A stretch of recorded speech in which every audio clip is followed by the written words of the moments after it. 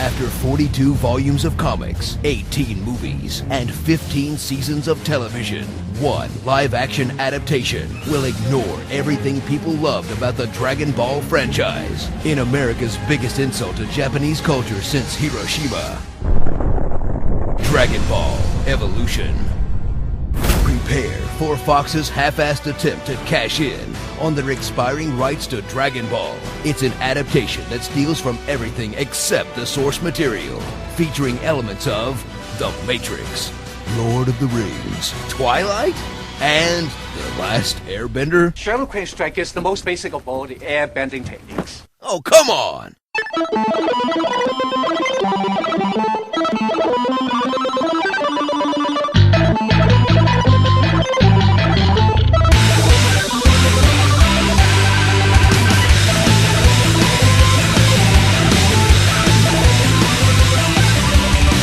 Hello and welcome to another episode of the Rollin' 20s. We are the show that can think of a shit ton of better ideas than the fake cat arrow. I am Jeremy. Jesse. And V. Remember, you can subscribe to this show and several others in the MSP library at missionstarpodcast.com. You can like us on Facebook, subscribe to us on Stitcher and on iTunes.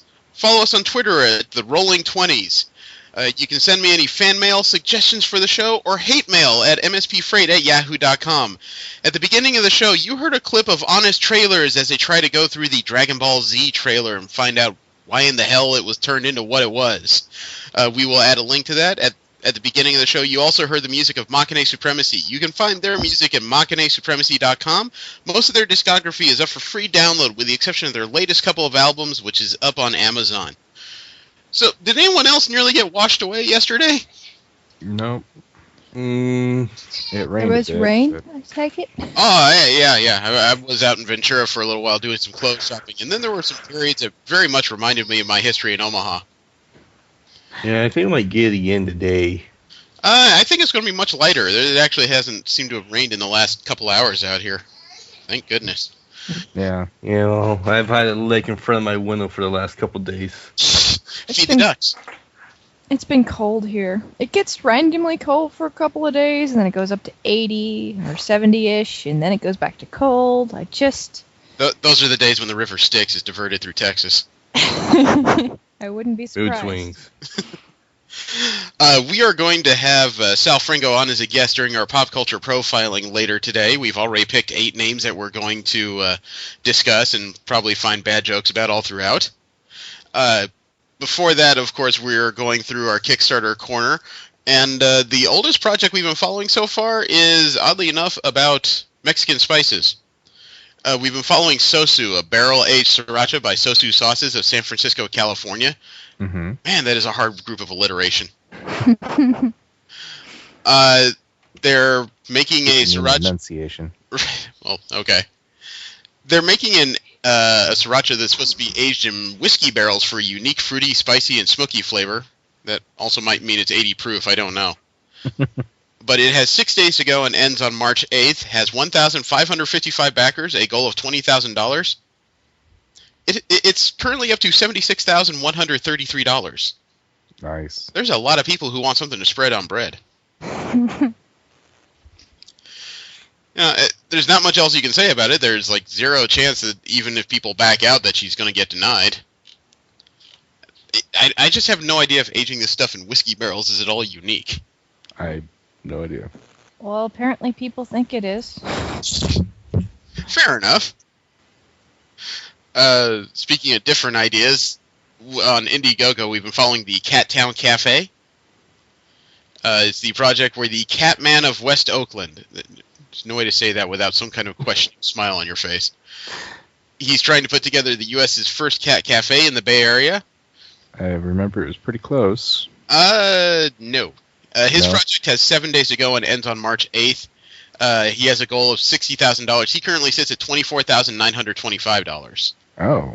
Ouch. Yeah, actually, that sounds like... I thought he had at least halfway. During the first third of the project, I think he was keeping pretty good pace, but as things have gone on, it seems his donations have slowed. I'm wondering if a couple of people might have pulled out, too. That's certainly possible. You know, I couldn't say what happened. It does seem like he has a little bit of interest going on here. It's hard to tell how much necessarily. He had 19 people that donated $100. But then again, that's only 1,900 out of this goal. Mm-hmm. It's not a serious amount. But when we were talking about low chances, we were almost agreed that it was going to be the Union Square 2014 Fire Dancing Expo. It's a Kickstarter being done by Glitter Girl of San Francisco, California. And it actually ended. This project ended 3 days ago, which would have been the 26th of February. It had 157 backers, a goal of $8,737. Remember, they were about 1,000 down. They were gaining money slowly at best. Well, they ended at $9,705. They came in not well above goal, but decently above it. Yep. So there's going to be more fire dancing in the Bay Area. I should call Karina, because I bet she's involved in this. She mentioned a couple times that she met a boyfriend fire dancing. And I assume she meant she was dancing. You never know. I see guys in here in baggy pants swinging fire. Maybe he was doing it too. Yeah, that's true. Another project we've been following is She Makes Comics by Sequart Research and Literacy Organization out of Los Angeles, California. It's to be a documentary film about the untold history of women in comic book creation, celebrating female creators and fans. We were talking about close. This is sort of it, because it has 4 days to go and ends on March 6th. Has 1,114 backers. The goal is $41,500. It's currently sitting at $40,710. Wow. That's $800 they need. Yep. They have 4 days though. That's Yeah. That's doable. Yeah, I give them. Yeah, that's highly doable. I'd say it's more likely than not. The worst part is it could stall out completely and just be right underneath their goal. Yeah, that would be heartbreaking. It would be. That would be awful. I would hope that would be when the Kickstarter fairies would come in. Every time someone says something like that, I just have this image of gay people with large wallets saying, "Oh, I want to do this." I just see a Tinkerbell. That's not helping my argument at all. Wait, is that a term I don't know? A fairy. Well, yeah, okay, I know what that term means in every context. Even though she's technically a pixie, but yeah.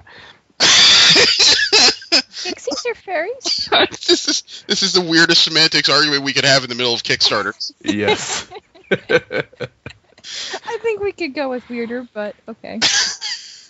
I'm sure we can. Well, we haven't scheduled to measure the distance between your clitoris and the vagina yet, so. Oh my god, I can't even believe that conversation happened. Thank you, audio recorders. We've also been following My Miracle. It is it's a Kickstarter for an English release for an animated film that was done by the assistant director of Kiki's Delivery Service and the director of Black Lagoon. It was released in 2009 in Japan. It has 5 days to go and ends on March 7th. Has 1,541 backers. The goal was $30,000. Yeah, it currently sits at $88,509. Yeah. Nice. There's just no question as to where this is going. I guess the only question now is... actually, there is no question, because the last stretch goal they have listed here was at $75,000. Wow.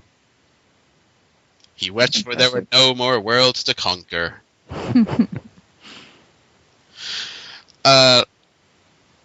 We've also been following the Super Mario Brothers stop-motion pixel art. It's being done by Guy de Pesmer of Montreal, Canada. I hope I pronounced that right. If not, one of my French-Canadian friends will find me.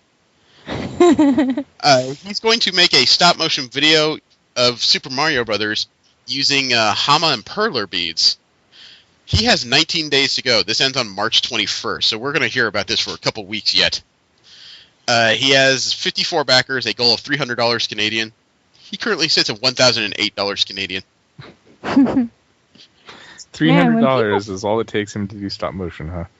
Yeah, hey, it's not like he's funding an apartment, I guess. Yeah, no. What were you saying, V? I was gonna say I don't remember. Damn it! Mornings. Well, the weirdest part is he still has stretch goals to be made, because at $1,000, he's adding stage 1-2 to his video. At $1,500, he's adding stage 1-3. And if we get over 2,000, we'll get to stage 1-4. Woo! Remember, at 1-4, we'll see Bowser. Mm-hmm. What? And even Toad. Well, apparently he's made some similar projects he put up on YouTube, including Donkey Kong, Super Mario Brothers 3 power-ups, and Final Fantasy, and a Final Fantasy stop motion. I have to go to YouTube now. Yeah. Another project we have is Galactic Princess by Cecily of Paris, France. It's a bizarre-looking 8-bit game that seems to be loosely based on the Star Wars universe. Even the videos are a little bit weird and very Star Wars-esque. But the project has 14 days to go and ends on Sunday, March 16th. They have 1,577 backers. The goal is £20,000 UK. Currently sits at £24,796. Nice. I wonder why a French lady is using pounds. Wouldn't you think she'd be using francs or euros? Well, it just depends on what monetary value they accept, because a lot of the times they go through Amazon, I believe. Amazon may not accept euros. I don't know. Oh, Never okay. checked. Amazon won't take this funny toilet paper looking money. No, they want real money. I don't know. That's my assumption, or it could just be that she's using a monetary amount that's more easily Converted. Okay. Yeah. Well, the last project I have to talk about ends soon, and that's something called Ghost Source Zero by Mark Chang of Princeton, New Jersey. Ghost Source Zero is an original sci-fi film that's apparently done by Larry Hama. It is a film. The story is about the AI revolution in America, watching it over their living wall flat screens and genius phones. I have no idea what any of that means. Well, obviously he can't say smartphone, so Yeah, I mean, it's the genius next phones evolution. Well, it could be the next evolution of smartphones. right. Yeah. That's the last thing I need, is to go in my pocket and just say, okay, call Steve. No, he's an asshole. What? But the project has 14 hours to go. It ends on March 2nd, which is later today. Has 481 backers. The goal is $65,000. Currently sits at $66,117. This thing is going to happen. I would have to see more before I decide whether or not I'm going to watch it. It's very curious, though. Another man versus AI film, so it's Terminator without the robots. We haven't really had any of those in a while in the big screen that I can think of. Yeah, there's one coming up with Johnny Depp, but other than that... Oh, there is that. I can't remember the name of that. We discussed it a couple times, though. Yeah, saw a trailer for it when we went to see RoboCop. What'd you think of the trailer? What'd you think of RoboCop? RoboCop was good, and the trailer was interesting. I still don't know if I'm going to see it, though. Okay. Well, from there, we will go ahead and get into the news of the week, since we're on a bit of a schedule. First off, as usual, is video games, where we talk about news that usually has to do with video games, either online or the produced ones. The first one, it kind of threw me a bit. The PS4 opened up its general sale, not this weekend, but this past weekend, which would have made it around the 20th, I believe? Or is it? No, the 19th. The weekend of the 19th. God damn it, I need a calendar in front of me. You have one. It's called the computer. Shut up. The weekend of the 22nd of February. They have no competition out there. The only next-generation console. It opened up 3 months later than it did in the U.S., and a lot of people, at least a lot of the online people, including some of the financial news, just said this is where the PlayStation wins and the Xbox One starts to die. Somebody forgot to pass Sony the memo.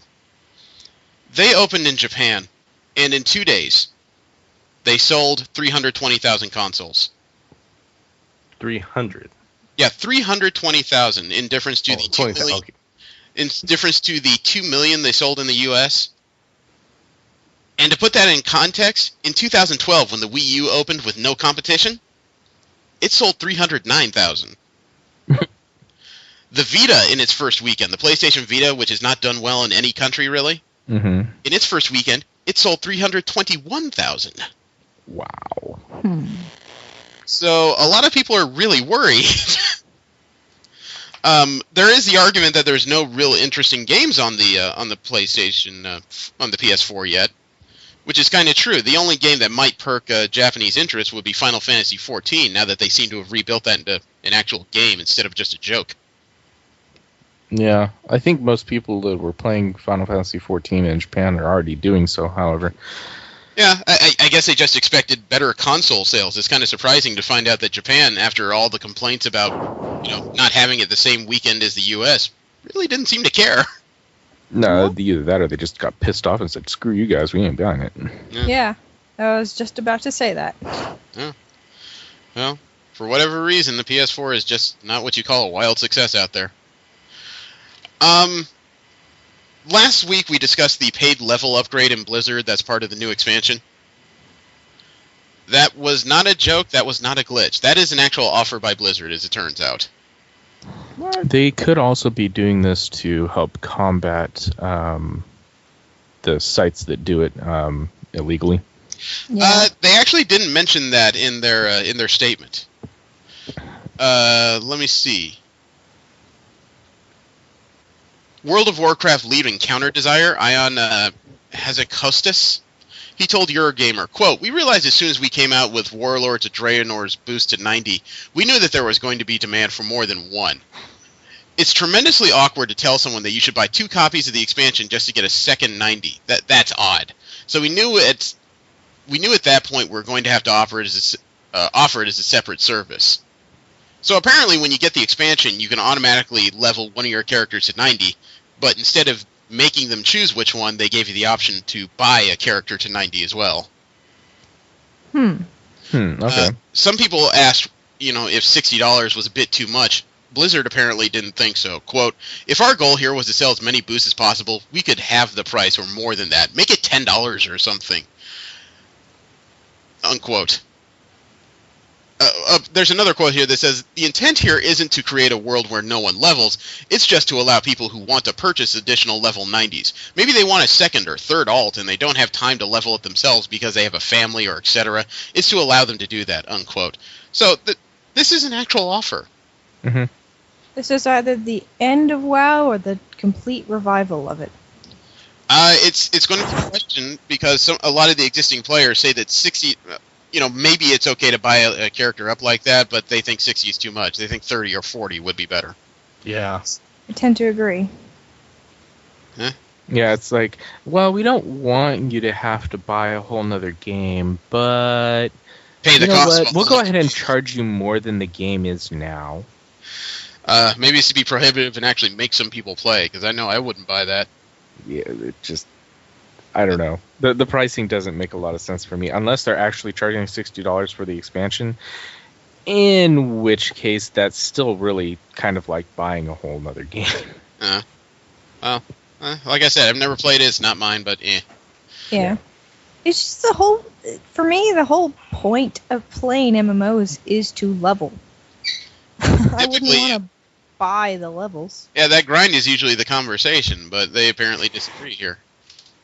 Well, WoW's turned into pretty much a raid fest. So if you don't have a character at max level, you can't really participate in the new raids. Well, I wouldn't have known about that. So I play Guild Wars 2. There's a couple things that are apparently shutting down in the world of video games. It was kind of a surprise to me to learn some of this. Nintendo is ending online play for the Wii and DS systems.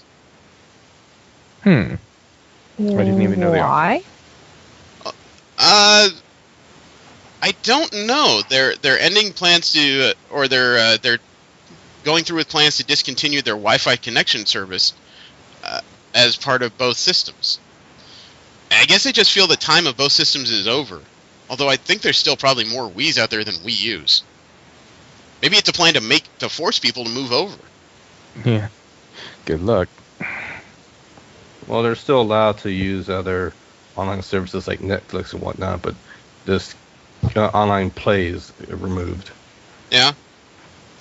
Well, like, what are examples of things that are being removed? In other words, you can't connect to your friends online anymore to play games. The only things you could do would be able to do stuff in your own home. You know, Netflix would still be available, YouTube would still be available, you could digitally purchase games, but you can't connect online to have like party games or anything like that. Hmm. And that's not just for the Wii though, that's for the DS too.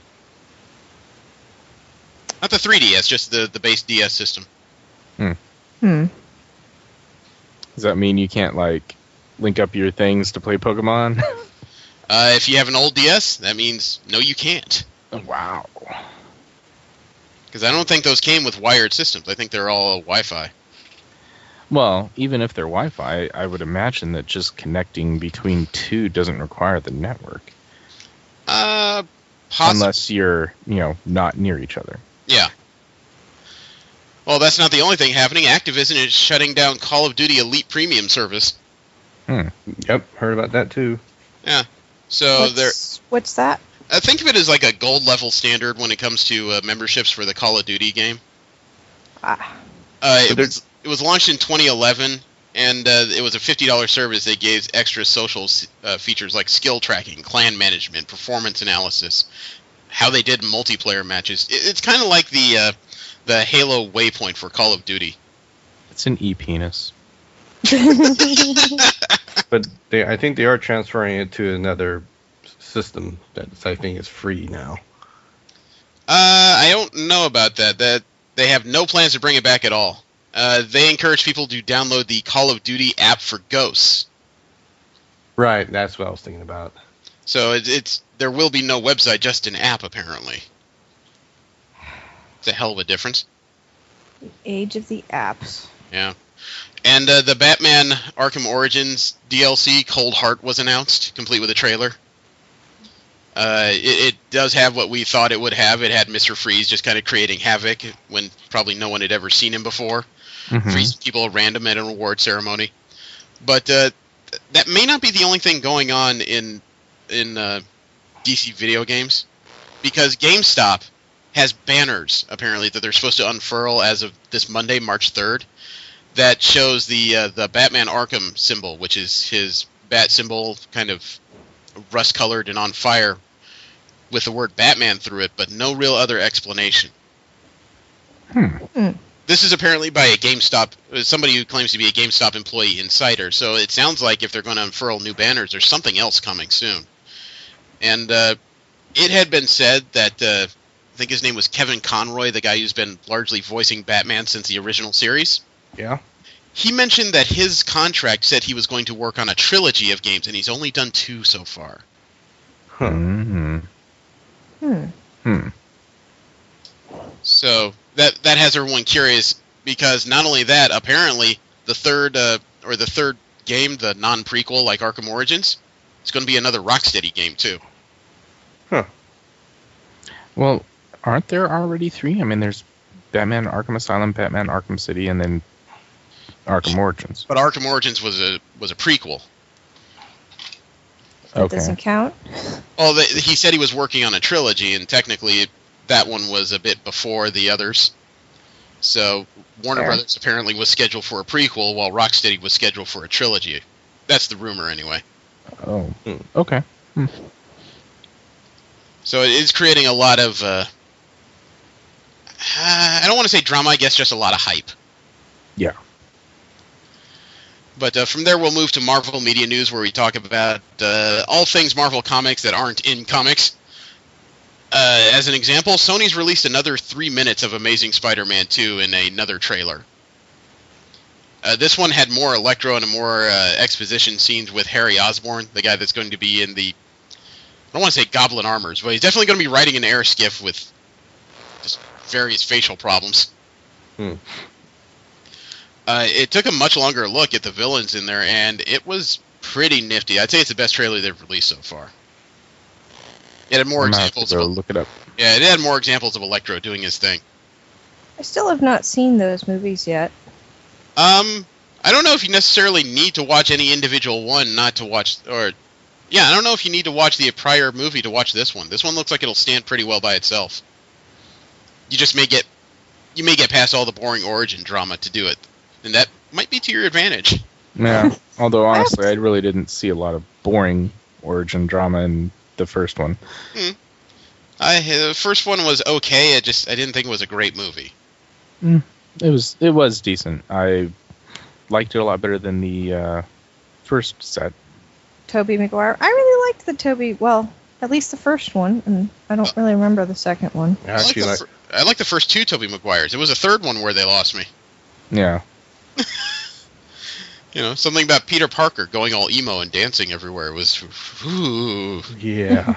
I never saw that. I will see it eventually, because... Well, the Falcon finally got himself a poster. Oh, good. The guy that's often called Captain America's sidekick, their version of the Winter Soldier movie, finally has a poster, which is... I don't know if it's kind of a kick in the ass that he got one after Scarlett Johansson did. I don't know. I think that's just a fact of life. He got one after Robert Redford did. Well, Robert Redford's the bad guy, isn't he? Yeah. Yeah. And I don't think they plan on him being recurring. Let's see. And speaking of Spider-Man movies, Sony, they want to do a Spider-Man related movie every year.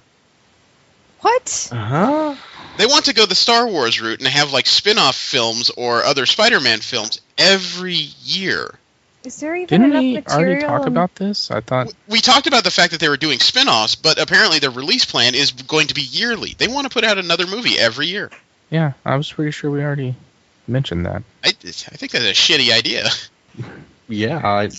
Spider-Man has something of a rogues gallery, and Avi Arad said that they're too busy to worry about crossover films because there's so much in Spider-Man's universe. There's a lot in there, but there's a reason why you don't see Spider-Man dealing with Paste Pot Pete every week. That would get old. One of their planned movies is the Sinister Six. I mean, as much as villains are interesting, there's not enough cool villains in there. I don't want to see Mysterio's fishbowl head every other month either. So, it's ambitious. I just don't think I'd agree with it. That means they're already in production for something. Why don't they just do a TV show like everyone else is doing?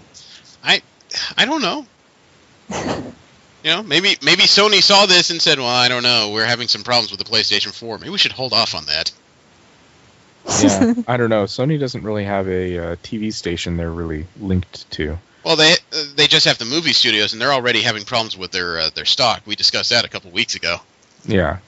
Well, I'm just saying it was a lot easier for Warner Brothers to get something, or even Disney to get something on television than I think it is for Sony. Yeah. Well, how's this? Remember we discussed the original series that Marvel's going to put on Netflix? Yeah. Iron Fist, well, not actually, I guess in order. Daredevil, Iron Fist, Jessica Jones, Luke Cage, and The Defenders. Well, There was a press release. They're going to film all 5 studios in New York City. Which doesn't sound very important, but they're actually going to film the whole thing in the Hell's Kitchen area of New York. Which in the comic books has long been Daredevil's stomping grounds. And that is kind of notable since all 4 heroes that were mentioned in these series, they're all New York-based heroes according to the comic books. Yeah, so and they're primarily street-level justice. So. Yeah, so they're going for authenticity. They even had a group press conference with Mario Cuomo of New York, who was talking about how excited he was to have all these series down there. There was even a little bit of word that the whole thing culminating in The Defenders is going to mention something called the Defenders Initiative, which is obviously a nod to the Marvel movies' take on the Avengers Initiative. Mm-hmm. But at the same time, this does appear that it's going to be a group of...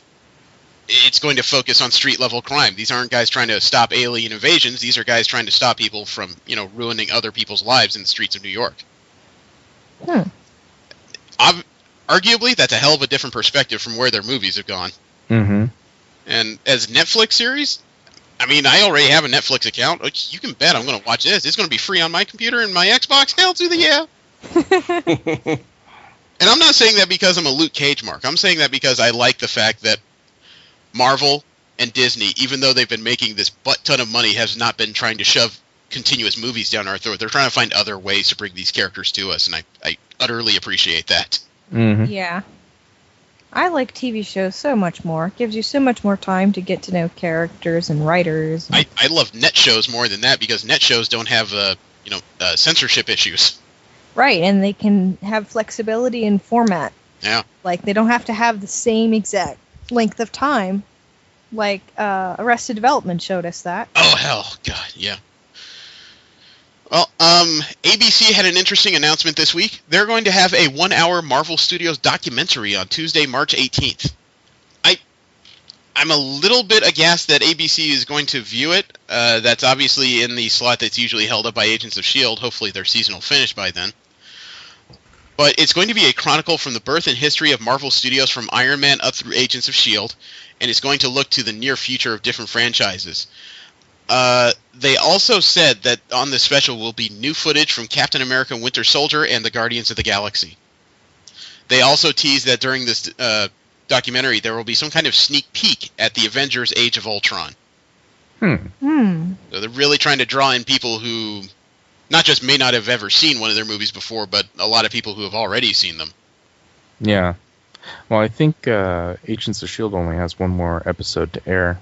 Yeah. 2 more episodes, one on March 4th and one on the episode. Really? Because it seems week like after that. it seems like the main story is finally getting started. I Yeah. just looked up the episode list yesterday because I've been jonesing for some S.H.I.E.L.D. Oh, I looked up the listing too. The permit said this Tuesday's finale. Well, maybe I interpreted it wrong, but the list I saw showed 2 more episodes. It could be the last episode is a 2-parter. Oh, That could be. Well, there's one more piece of Marvel media news, and it's a curiosity, because an actor from a DC movie is going to land in Marvel. Patrick Wilson, who was Daniel Dryberg, a.k.a. Night Owl 2 in The Watchmen, Okay. he's been cast in an unknown role in the Ant-Man movie. Interesting. Nobody has said what he is going to be, but he is definitely going to be cast in the film at something. Newsarama.com, or I should say, Newsarama.com, wonders if maybe he's going to play the third Ant-Man character, Eric O'Grady. I doubt this for some reason. no. If they already have the Ant-Man, they already have Hank Pym in addition to that. I really don't know what he could be. Maybe he's the villain. That's what I'm thinking. Because they have not said what Ant-Man is fighting in this one. It's true. So, all I ask is you make it interesting. Because this movie could go in so many different directions, and it's going to be hard to come up with a very serious tone for a character whose primary ability is size changing. Which is a very serious subject matter. Really? Yeah, I can't say that with a straight face. No, you can't. It's hard. Let's see. In DC media news, where we talk about all things DC that doesn't land on the page, there's a recurring role that's been cast on The Flash, but is kind of making people scratch their heads, at least long-term comic fans. Michelle Harrison has been cast in the role of Nora Allen, Barry Allen's mother. Yeah. Which was very strange because even in the Arrow show, when the character appeared, he mentioned that his mother and father are dead. Oh, I hope they're not doing the whole present-day flashback route they're doing with Arrow. Well, they said it's going to be a recurring role, too, for Nora Allen, so that makes it sound like he's going to be flashbacking a lot. Or maybe she's not dead. I kind of hope she is, because that was actually one of the better parts of the Flash's origin, was that he spent most of his life becoming a cop to find out who killed his mother. Yeah. You know, it'd also be kind of a kick in the eye if, Dad's dead and she's running around somewhere cavorting with some millionaire. She turned into Bruce Wayne's bitch. But Then he handed it to Nightwing. No, sorry. I think that surprised all of you. no, I got it. No, I'm pretty sure it's going to be a serious amount of flashbacks, because Barry Allen, there's no way to not make this sound cruel, but he was a hell of a mother's boy. She was the inspiration of his life. Why, even when he gained these powers, he had to be a superhero, why he became a cop. Her death in particular really changed the focus of his life. And they did actually a series arc where it looked like when she didn't die. I think that was Flashpoint. Well, that story arc, though, wasn't about when she didn't die. That story arc was about when the Flash fucked up time. Yeah. The Flash fucked up. Well, okay, that makes sense. He fucked up time to permit, for his own needs. Yeah, when he figured out he could run fast enough to break the time barrier, he ran back in time to save his mother. But because he left this weird wake, it changed all the events in the DC universe and just really messed things up. And then it opened the door to the New 52, which you could argue messed things up even more. Also, Joseph Gordon-Levitt. Remember, he talked about he wanted to star and direct in a Sandman movie. Mm-hmm. Mm-hmm. Well, it's gaining steam because now it has a writer. Jack Thorne, who's done usually television work in the UK, is going to apparently write the script. It's based off a treatment by the DC movie runner, David Goyer. So it actually seems like this is pushing forward in some form. But then again, a script doesn't guarantee they're going to make the movie. Usually studios want to see the script before they say yay, nay. But at least it's turning from rumor into project. In DC video game news, Infinite Crisis, their new MOBA, it's been in closed beta for almost a year, but it's going to enter open beta on, March 14th. A lot more players are going to have a chance to see this game and figure out if they want to do it. I know an MOBA is a massive online battle arena. How do battle arenas work again? Basically, you get a character, and you're on a team. Basically, it's a 5-on-5 team where you have objectives and to kill other players and non-player characters in there. Overall, it's a basically kind of. It depends on how it's your point gain system or defeat the other player's base. Okay, so it's a lot like online FPS, just with more goals then. Yeah. Okay. And there is a progression system to open up and expand upon existing or new abilities. Okay. Yeah, so it's a lot like shooters without shooting. Okay. Understood. Thank you. And the last bit of DC media news I have was kind of a surprise this week, actually, because they released a headshot of what Grant Gustin is going to look like in the Flash costume. It's a picture of him just from the neck up. It looks like a profile shot, but it involves the lightning bolts on the side of the head, the cowl, some kind of underhook so it stays under his chin. Some people pointed out, though, that it looks like there's some kind of jacket on the costume. There's an extra piece around his collarbone that looks like he's wearing something additional. So I don't know if they put something over just to do a makeup test and try and add some continuity, or if there's actually going to be a vest or something to break up the costume for TV. I don't know. They definitely went with a darker color because this costume is more of a reddish brown or crimson instead of the bright red that the Flash typically has on, or even in the 90s series that the Flash had.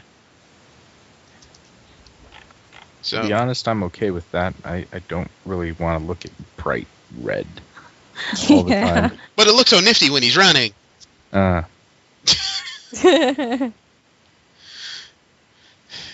makes it look like Ronald McDonald is bleeding from the neck when he's running around.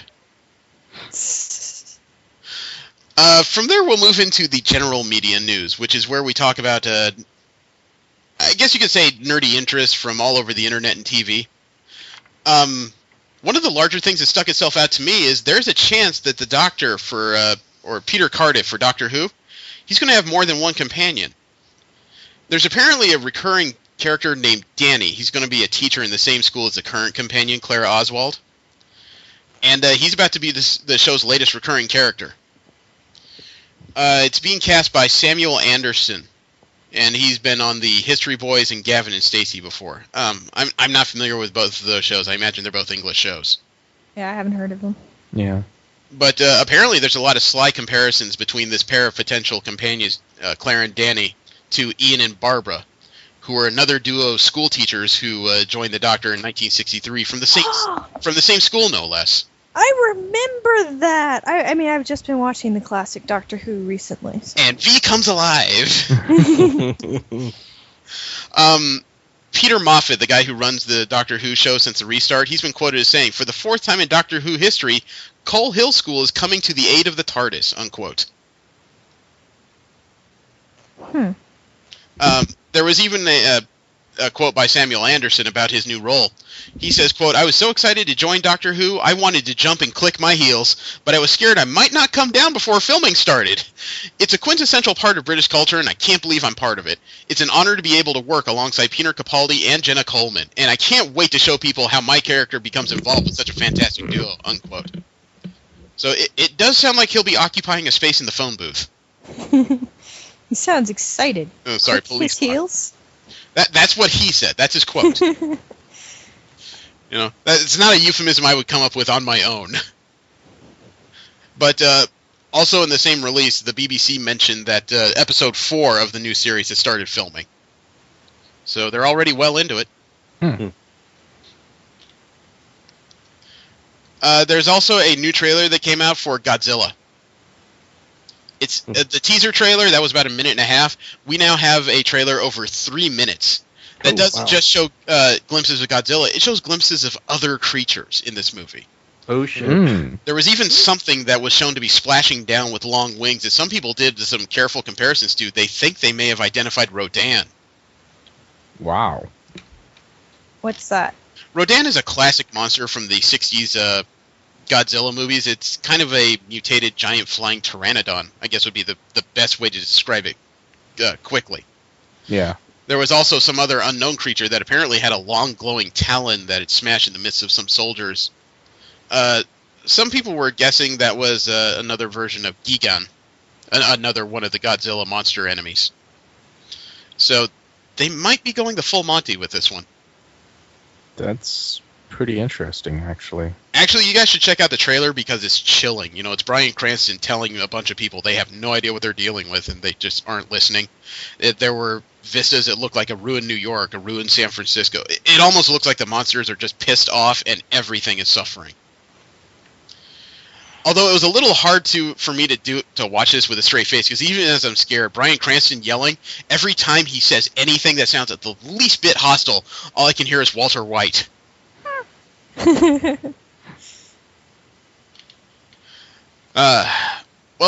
Unfortunately, in the last week, we got some really sad news. A Ghostbuster died. Yeah. Harold Ramis, who's probably most famous for playing Egon Spangler, although a lot of people forget he directed Groundhog's Day and Ghostbusters. Oh, no, he didn't direct Ghostbusters. He directed... He did direct Ghostbusters. Oh, he did direct... Okay. And at least one of them. Well, he also directed Caddyshack.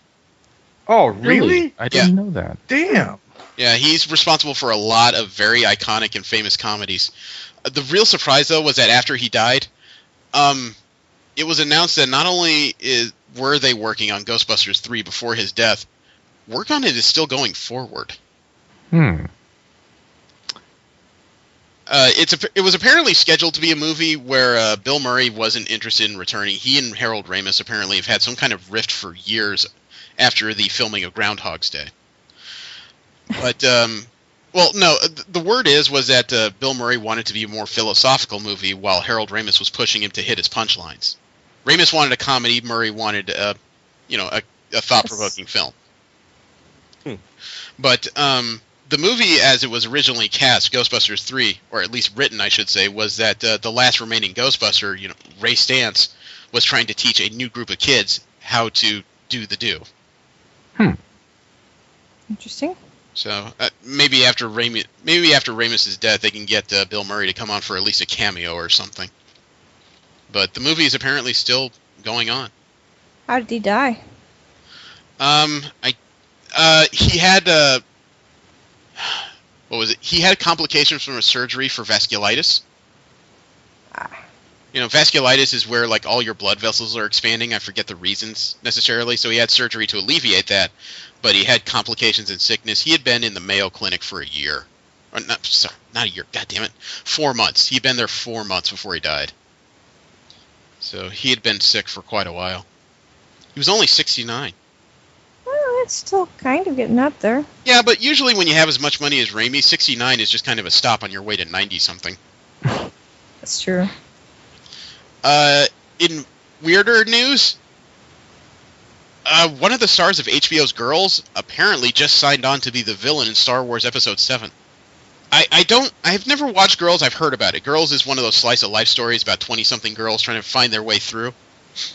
Well, apparently one of the males in there, Adam Driver, he just signed on Star Wars Episode 7 to be the bad guy. And the creator and star of Girls, Lena Dunham, even put up a tweet that says, "We're very proud of Adam Driver re-Star Wars. He's about to rip a hole into Force." Is that a thing? I guess we should see the movies, unquote. Oh my. Adam Driver doesn't look very intimidating to me, so I don't know what he's going to do. I mean, Darth Vader is dead. Emperor Palpatine apparently is going to make a new appearance. Some people are asking if he's just going to be a new Sith Lord of some sort. I have no idea. Maybe he'll be an evil bureaucrat. The evil hipster. Hey, man, lay off my lightsaber. I'm going to hit you with these kelp chips, man. And probably... I don't know what this news is going to mean to you guys, but there's a heavy metal TV series in France. Ooh. That's where heavy metal came from. Heavy metal is a story of kind of sex, drugs, and violence from 80s magazines that made its way to the U.S. originally. Well, there's a show called... there's a heavy metal TV series coming to U.S. TV. Maybe that's our problem, is not that we're creating violence, we're just great purveyors and... Connoisseurs? Thank you, connoisseurs of it. But it's coming to Sci-Fi in April. Which arguably, after reading about Carvers and the 3 different reality shows they're bringing, this could be the most sci-fi thing they've had in years. I was just about to say, since the death of Eureka. But apparently there's going to be 14 episodes, and some of the people that they've hired to work on this show almost makes you want to watch it. Because it's going to include Rutger Hauer, James Marsters, Michael Jai White, Kelly Brook, Scott Adkins, John Rhys-Davies, and more. Wow. James Marsters? Yeah, I know. Hooray! I'm more curious about Michael Jai White. You think Black Dynamite's going to kick some ass? I'm actually not familiar with that name. Oh, you should watch Black Dynamite. Funny fuck. I came across a webcomic, or I guess you could say a web series, and it's unnaturally adorable. It's called Super Cakes. It's a story of 2 women who they're superheroes in their spare time. But believe it or not, this webcomic is not about their superheroics. It's about them in a relationship and their day-to-day lives. It's the moments between superheroic clashes. Aww. It's a very cute story about family, love, what it means when you're challenged in certain ways. One of the more recent ones was literally one of them taking her girlfriend to meet the family. And she finds out that the family has almost as many powers as she does, but they're all in hiding for various degrees. And as soon as she learns to show off, they figure out it's okay to be themselves around her. It's really cute. There's even a cute scene where this young child is running and she trips. She turns to water.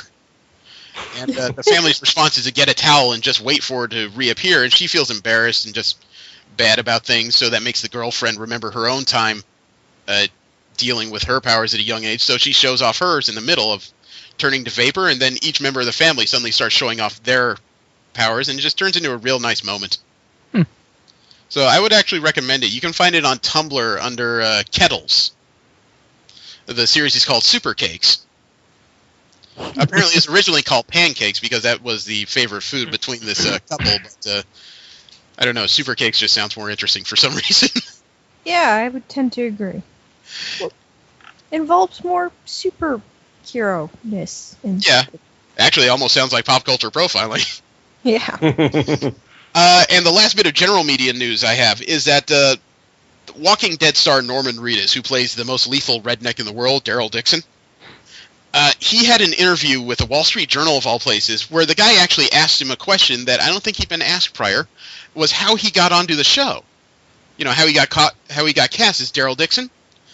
The funny story he told was that when he went to this thing called Pilot Day, where a lot of people are casting and writing the new pilots that are going to appear in a future season, he read about all these shows, but he was only interested in one, The Walking Dead. It was really original. By the time Reedus got there, all the roles had been cast. All of them.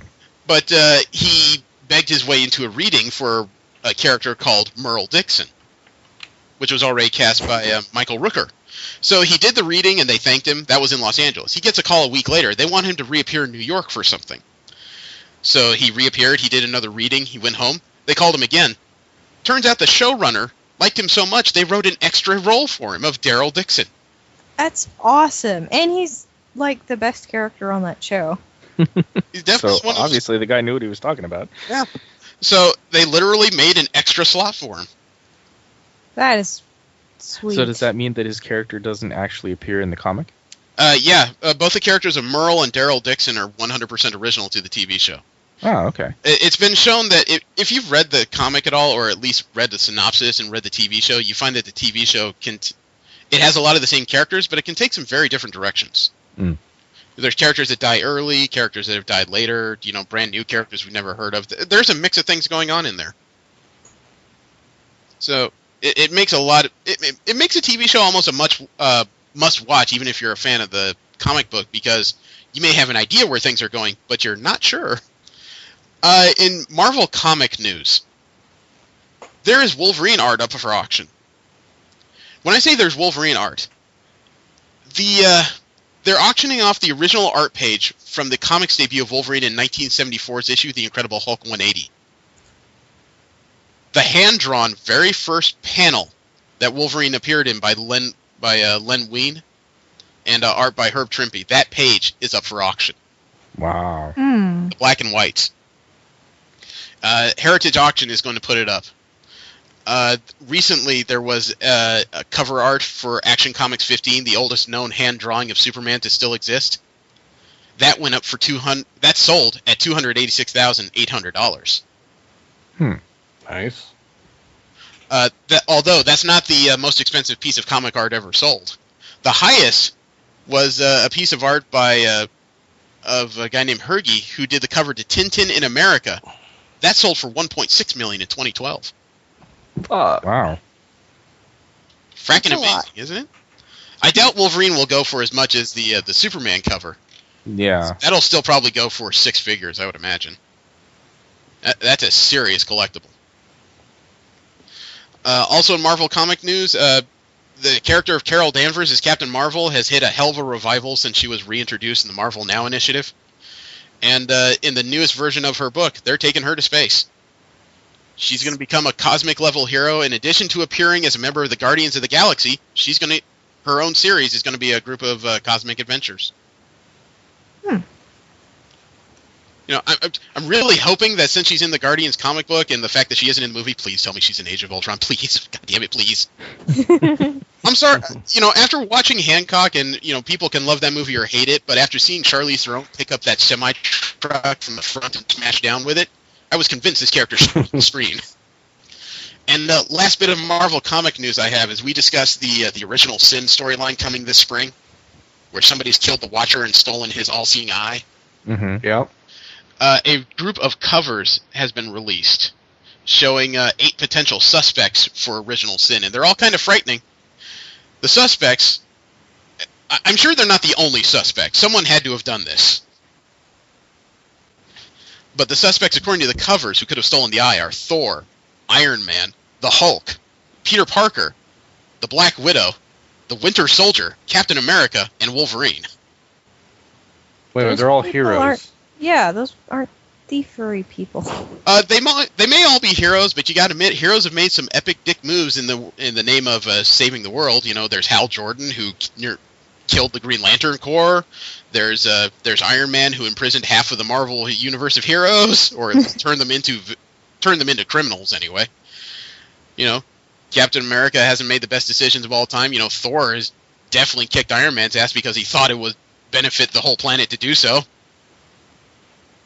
Probably just because he didn't like the guy. Yeah, Marvel is better at telling things in grays. I would be most amused if it turned out to be Peter Parker. Yeah, That one seems to be most far-fetched for me. he just returned to the Marvel Universe and ripped out the Watcher's eye. I must know what happened to me. What happened to my marriage? Fuck. Goddamn, one more day. Okay, I also have a picture, or not a picture, just a partial picture of the Superman cover that sold at auction in DC Comic News. It's a picture of Superman picking up a submarine. It's not exactly what we've come to expect of the character, but again, this was issue 15, back when the character could leap tall buildings but didn't fly. Right.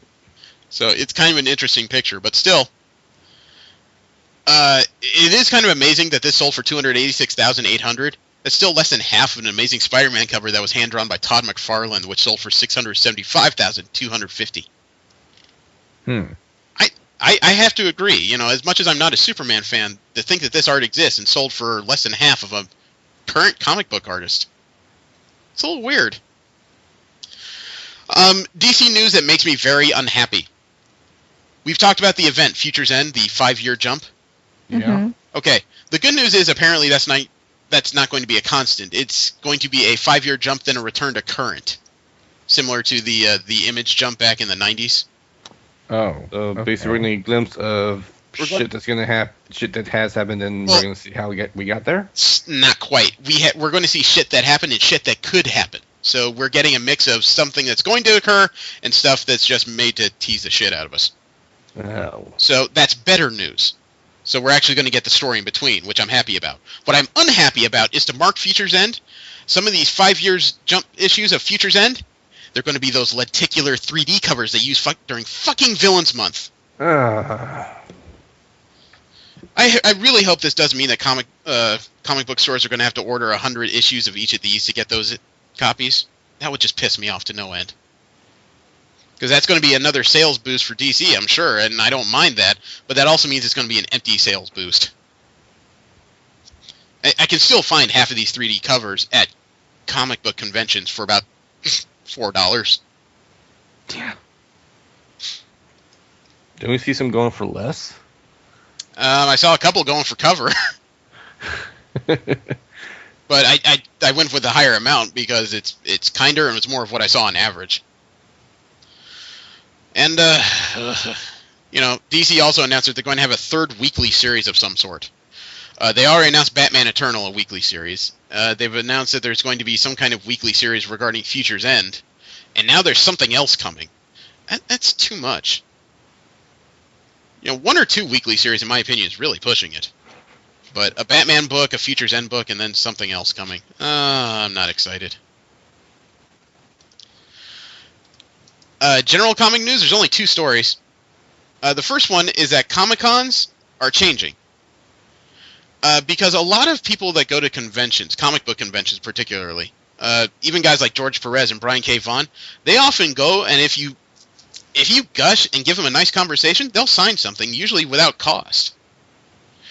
But the problem is that a lot of people, you can tell that they're in this for business because they've mentioned that there are some people who will just drop 50 copies of the same issue, all specially framed so you can sign one particular section of them, and they're obviously getting ready to resell them. And, we're in the era where Brian K. Vaughan could probably charge $50 per signature. He only charges $25. There are other people who will try to go to parties where these creators are just so they can give them to sign something, even though they keep telling them it's a party. It's a social event. We're not obligated to sign, and they were disappointed that they wouldn't sign anything. I actually got a letter from Comic-Con about my press pass the other day. Yeah, I got one 2 days ago. Hmm. Well, what? They can't accept everybody. Yeah. You always knew it was a dice roll. Yeah. Now I don't have to plan to go out there. This year. This year. Yeah. And another announcement is at Nerd HQ. They've often been at San Diego Comic-Con. They hold a kind of a side panel and mini one-day convention. And it's run by Zachary Levi, who was the star of NBC's Chuck. Well, he's announcing that next week they're going to open a Kickstarter to fund this summer's Nerd HQ, which already has somebody attached to it. Stephen Amell, the star of DC's Arrow, He's already announced he's in on it. Oh, cool. He's going to make an appearance. So I might have to check that out. It's an event that's going on the same weekend as Comic-Con, but it's technically outside Comic-Con. So I'm going to have to see what that's about. In Japan in anime news, we accidentally skipped that last week, and I didn't notice that till we were done. But there is some bizarre shit going on here. It's Japan. Yeah. I was just gonna say. Well, first of all, they've unveiled a trailer for the second Persona 3 movie, A Midsummer's Night Dream.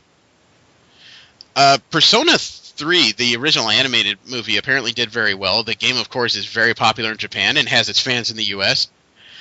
It's kind of interesting that there's another movie already being released for it. Well, I shouldn't say already. I mean, the game is like at least 2 to 3 years old.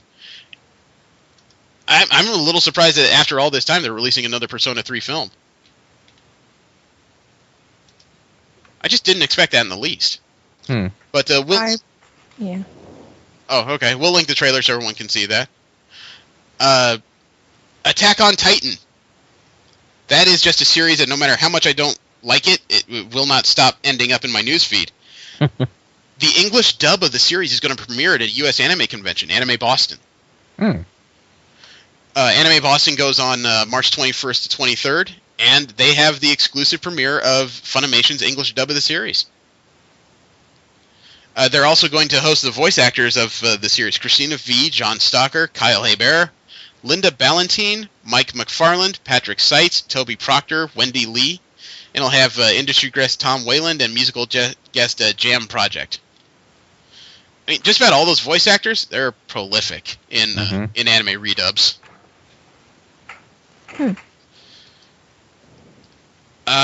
There was another teacher who was fired in Japan.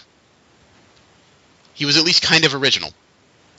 What he did was during the last few minutes of his class, he would have a daily meditation session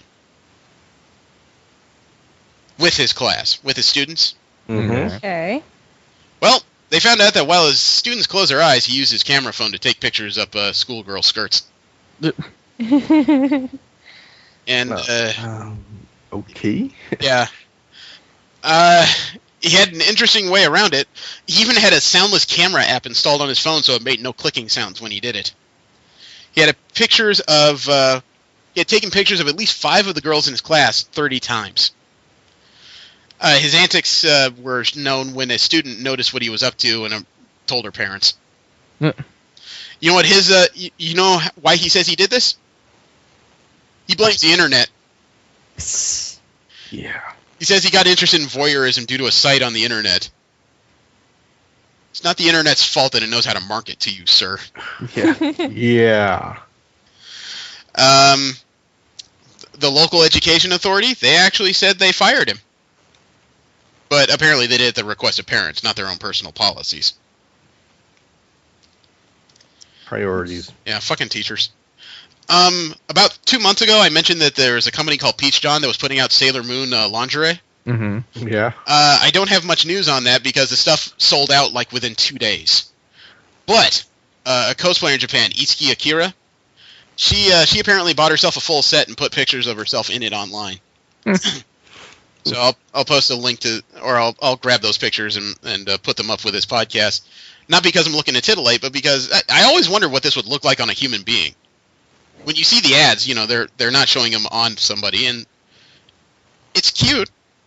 If somebody has a Sailor Moon fetish, boy, this is way up their alley.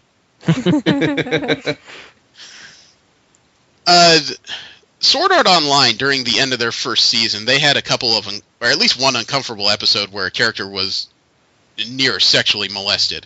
Yeah. And the average character on that series was, probably about age 15, 16, right? Yeah. Okay. I'm not saying that because I have a rape fetish. I'm saying that because it was part of the show. And they actually were fined for indecency in Taiwan. Apparently the show was put on TV. I don't know if it was put on TV or if this is in regards to the DVD release. But because of some of the final scenes of the show having some serious degradation, Taiwan fined 210,000 of their local currency to the broadcaster. So I guess it was TV. The equivalent of that is about $7,000 US. I've always thought the scene was uncomfortable, but I gotta admit, the way the villain was talking, that's what he was always going for. Yep. I know some people who said they haven't seen the end of the series because people told them there was rape in it. It wasn't actual rape, thankfully, but it was getting pretty uncomfortably close. Yeah.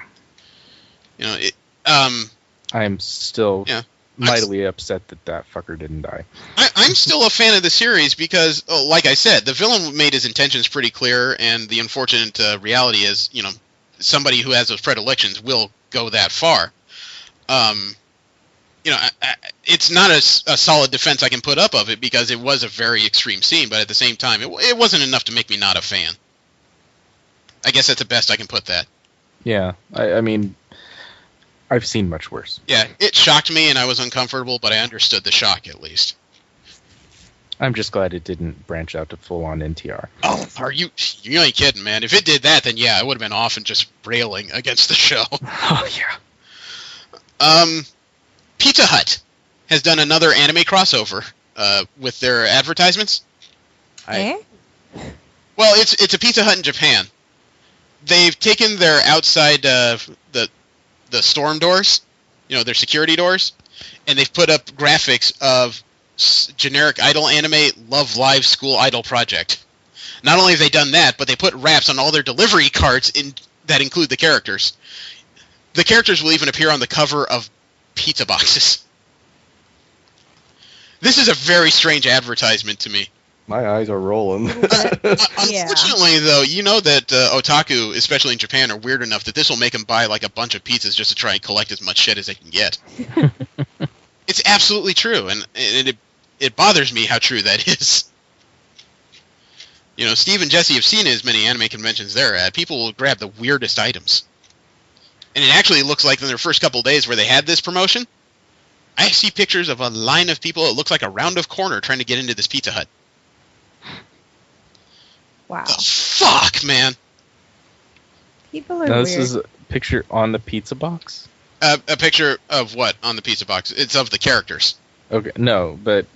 The picture I saw online is of people lined up around the corner. Yeah, no, but I'm just thinking about this going, okay, even with the little plastic thingy to keep your box from touching the pizza, it doesn't always work. It makes it kind of hard to collect things. Yeah, I know. All over the backside of it. This will end up in the room of some hikikomori gathering mold in the corner. No, I'm not getting rid of it. They love me. The last thing I have from Anime in Japan news, there was a band called Nylon Pink. They did a cover of the theme song from Final Fantasy X2, what's it called? Real Emotion, which was a song that really kind of gathered attention before the release of the game, even though a lot of people derided the game, calling it the Barbie Final Fantasy. I actually enjoyed X2. I did too. I thought it was a fun game to play. But a lot of people derided it, and that's their business. I'm not going to change people's minds. But the song "Real Emotion" was covered by a band called Nylon Pink, who calls itself the Asian American, or I should say, they're a band made up entirely of Asian American women. They're in the U.S., and that's an interesting concept. The song blows. I don't even remember it. Their rendition of this song is fucking awful. And I will send you guys a link because obviously this is the section where I'm going to underlay part of the music here so people can listen to it a bit. I hated it. I think you just want to make the rest of us suffer. I don't want to make you suffer. I just want you to understand why I think this blows, and I do think it blows.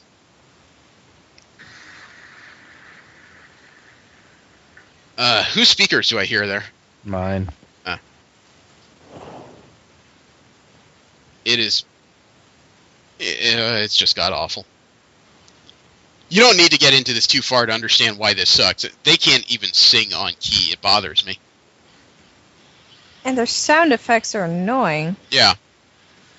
It's like they underlaid weak dubstep, isn't it?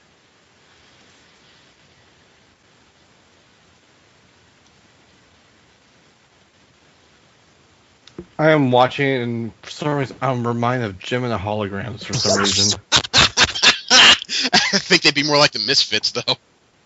Well, one of them has a Misfits shirt on, so yeah. Well, I doubt it's those Misfits. I think they're referring to the punk band. Yeah.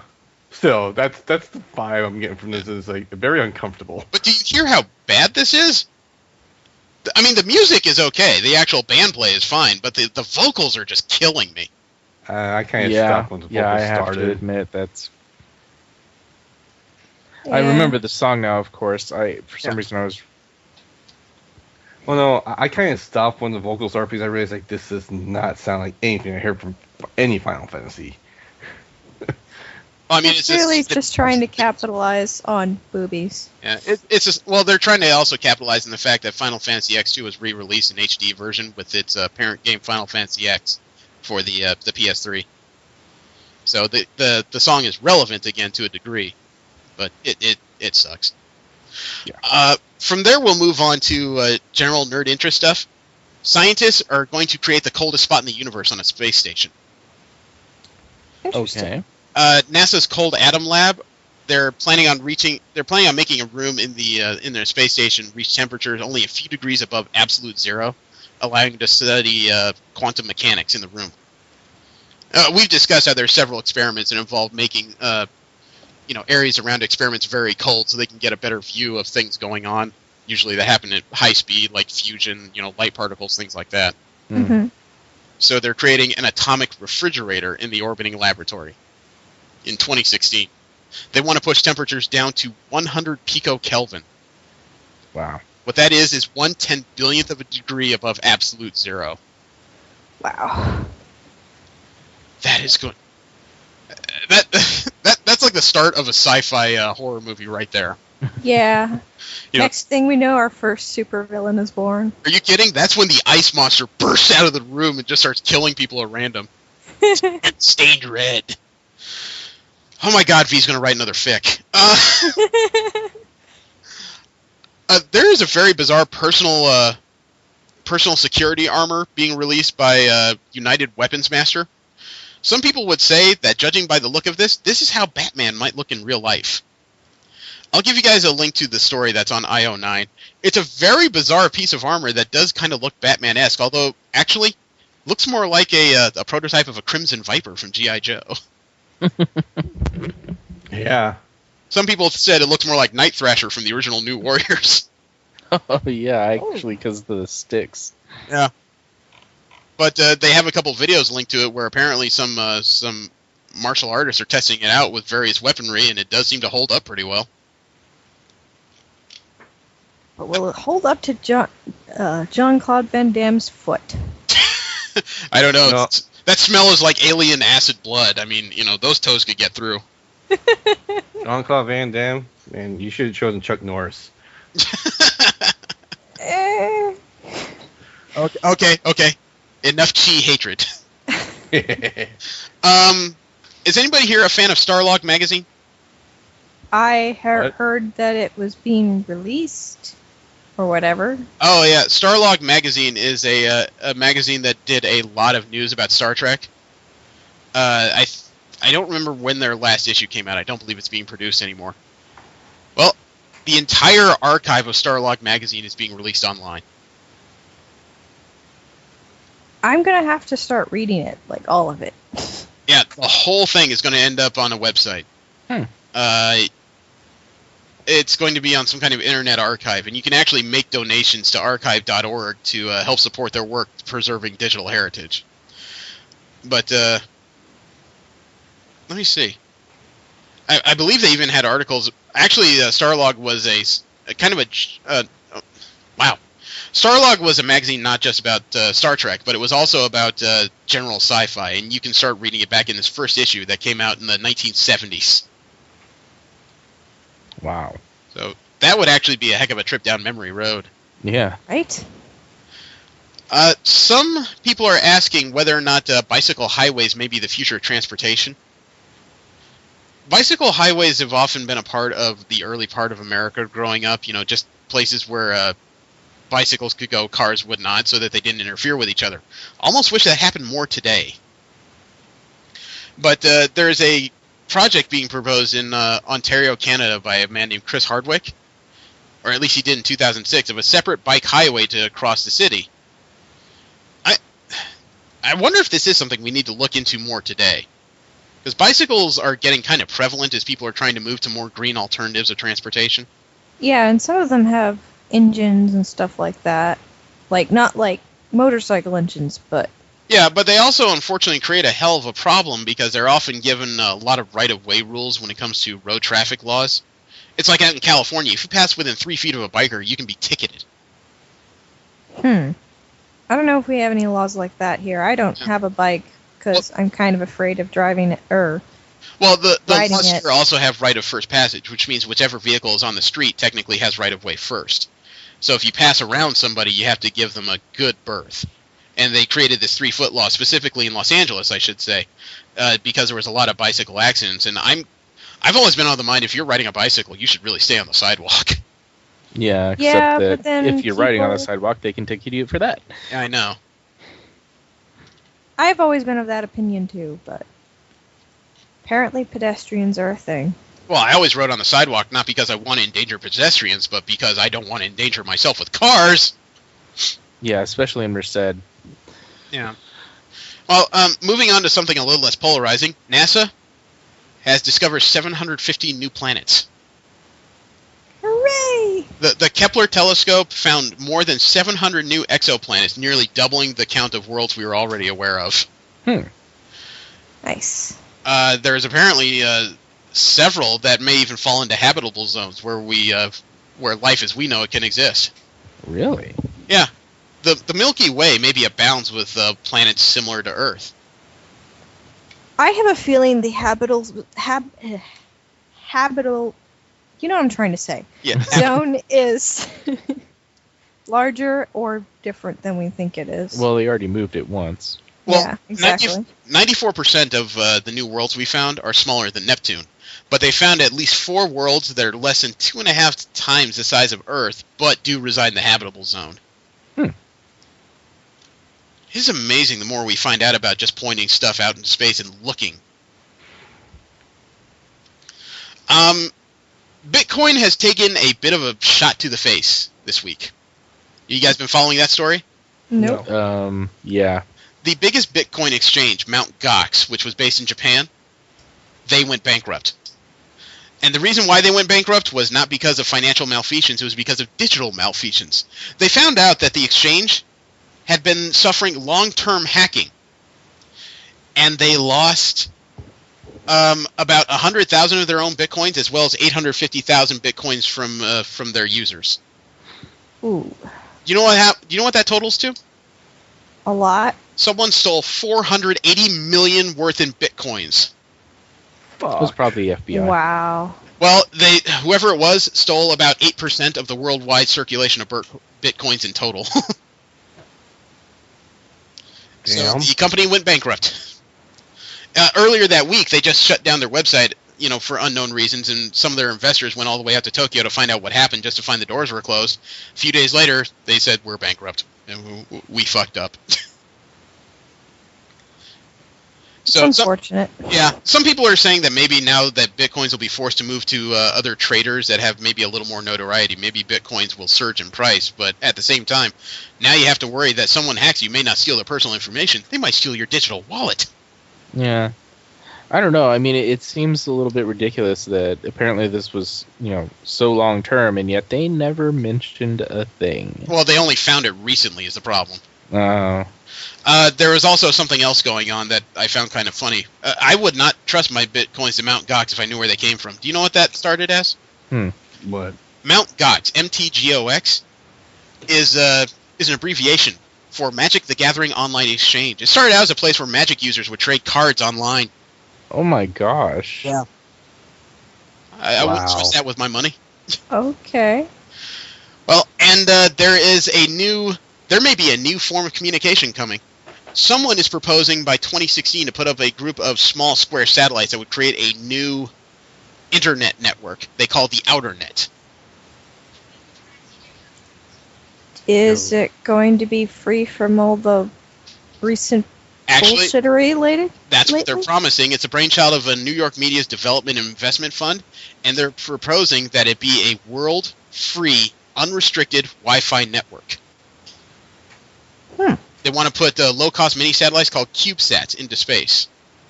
And then they'll use what's called a user datagram protocol, multitasking, or data sharing on a network to send info to users.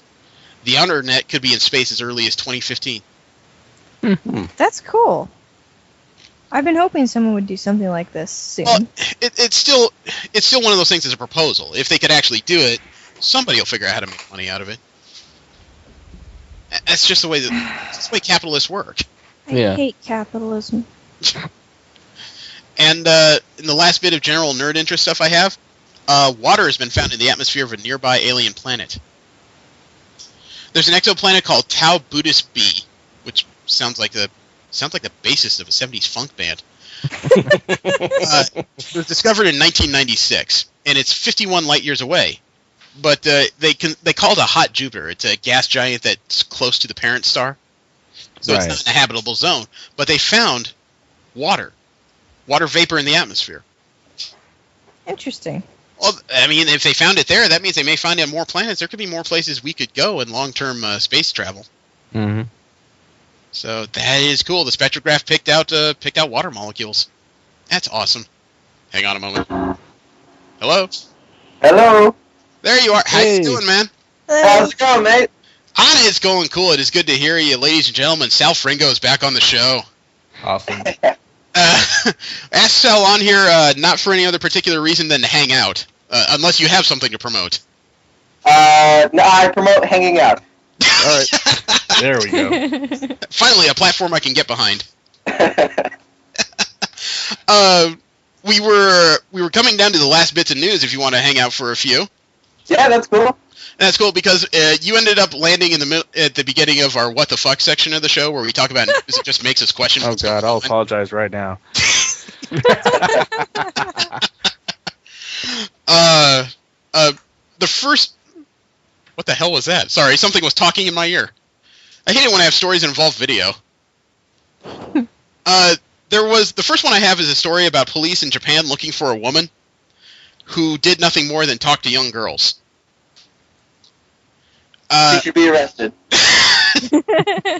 Well, Japan is very protective of its school-going populace, and apparently there was a suspicious woman who told two little girls playing in the street to stop looking at her, and after that the girls went and reported to police, who started looking for her. That's just weird. I know, you can actually be arrested for telling people to stop looking at you. Well, I guess it could. I mean, it depends on the format. That means Shia LaBeouf would be you know, like one of the top 10 most wanted in that country. I'm No, just this is thinking, the you same could be place- walking down the street and stop looking at me, This is the same place where you can buy used panties out of vending machines, am I right? Well, yeah.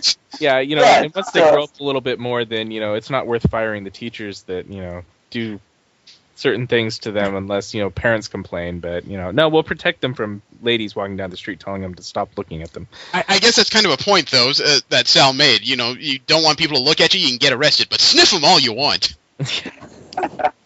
Priorities. Well, how about this? We've talked about stupid lawsuits for people burning themselves. Oh, which one this time? Oh, nobody burned themselves. A California man in Pacoima, he went to a McDonald's and he ordered a quarter pounder. He got one napkin in the bag, which is, if anybody's been to fast food, that's kind of the way they go. They give you a napkin. Yeah. One One napkin per food item, sometimes less. Yes, okay. Well, this man was so upset about receiving only one napkin in his bag, he emailed the general manager to complain. The McDonald's apparently offered him free food to try and make him happy and make him go away. He was so upset by this endeavor, this man who received the one napkin has sued McDonald's for $1.5 million. What Yeah. the hell? The basis for this lawsuit is that he says that the whole event caused him undue mental anguish and he's now unable to work. What? Yeah, you lying fuck. Something tells me this isn't going to go very far. No. If it does, my faith in... Oh, whatever. It wasn't there to begin with. Your faith in the legal system is shattered. Yeah, I was trying again, wasn't there in the first place. I was trying to think of a funny parallel, and all that came to mind is you're standing there with your significant other. Things are getting hot and heavy. They remove their clothes. You find out they're not wearing underwear, and suddenly you have no idea what's in those pants. That's undue mental anguish. I'm going to sue you for everything you got. This whole thing is ridiculous. It is. Well, especially because you can ask for more napkins, and they will give them to you. Usually. I guess he forgot to do that. Yeah. V, I really would have loved to have seen his face when he looked in the bag, so happy for his food, but only to find one napkin. Yeah, I know. It must have been world-shattering. No more single napkins! I imagine it like that scene in, what's that one Vietnam movie where the guy has his arms up? Oh, Platoon. Platoon, thank you, yeah. Something like that. Cover up Platoon. And instead of shooting him, they just throw wet napkins at him. Yeah. Oh my god. V, you live in Texas. Are you anywhere near Austin? I'm in Austin, yes. Oh, okay. So you must have heard about the story about a man that blew a zero on a breathalyzer and got arrested? I do remember hearing about that. Man, this is one of those cases where I almost wonder if it's because he was driving while black. Well, a man had a beer and he was pulled over by Austin police. He did the drunk test and he was a little bit wobbly, so they had him blown to a breathalyzer. He blew a zero. He admitted to having one beer, but he still blew a zero. They took him in. Maybe because of the anomaly? They claim it was because he wasn't doing well in the standard drunk test that you do at the side of the road. Daniel Betts, he told them that he had one beer, but they still took him in. And, Austin said that they have these standards where they can still arrest somebody under a take-no-chances policy. Well, since then, several people have come to his defense, and they not only did they release him on his own recognizance, but the DA decided to drop all charges. That's good. Okay. They still might get sued, though. There's reasons I understand on both sides, but at the same time, maybe there should have been a little bit more of a conversation when they took him back to the station house. Yeah, I wonder. My roommate, my ex-roommate, who is a black guy, got picked up for. I guess they needed to get a lineup. They just picked him up out of the. Oh, okay. Yeah, they picked up random people for a lineup. All right. Yeah. It's bothered the piss out of me. Did you know that Facebook can cost you money? I do now. There was a woman who bragged on Facebook. It was kind of a snarky status update, and it cost her dad $80,000. What? Wait till you hear the reason. Patrick Snay, he's 69. He used to be headmaster at the Gulliver Preparatory School in Miami. He didn't renew his contract because he sued his former employer for age discrimination, okay? And he won a settlement of $80,000. The agreement contained a confidentiality clause. Oh, no. Yeah, the daughter went online and said, quote, on Facebook, Mama and Papa Snay won the case against Gulliver. Gulliver is now officially paying for my vacation to Europe this summer. Suck it, unquote. And now they're not. Yep. So you can suck it. Yes, any online comments about the school or the suit can technically make the agreement void, so the school no longer has to pay. Oh, I wonder if he's grounded. Well, I say this because a lot of people will say, well, maybe they can work out a deal. The school won the appeal already.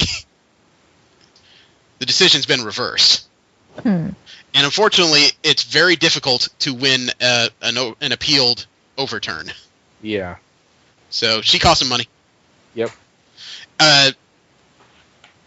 This is why you always think before you hit send. Always think. Read it a couple times first. Make sure. Yeah. Kind of Be very flashback on. I don't think this is more what the discussions fuck your news, parents more, might have had with you on. I don't think this is more what the fuck, more like, I don't know. Not Darwin awards either, but there's somewhere in between there. Oh, there's got to be.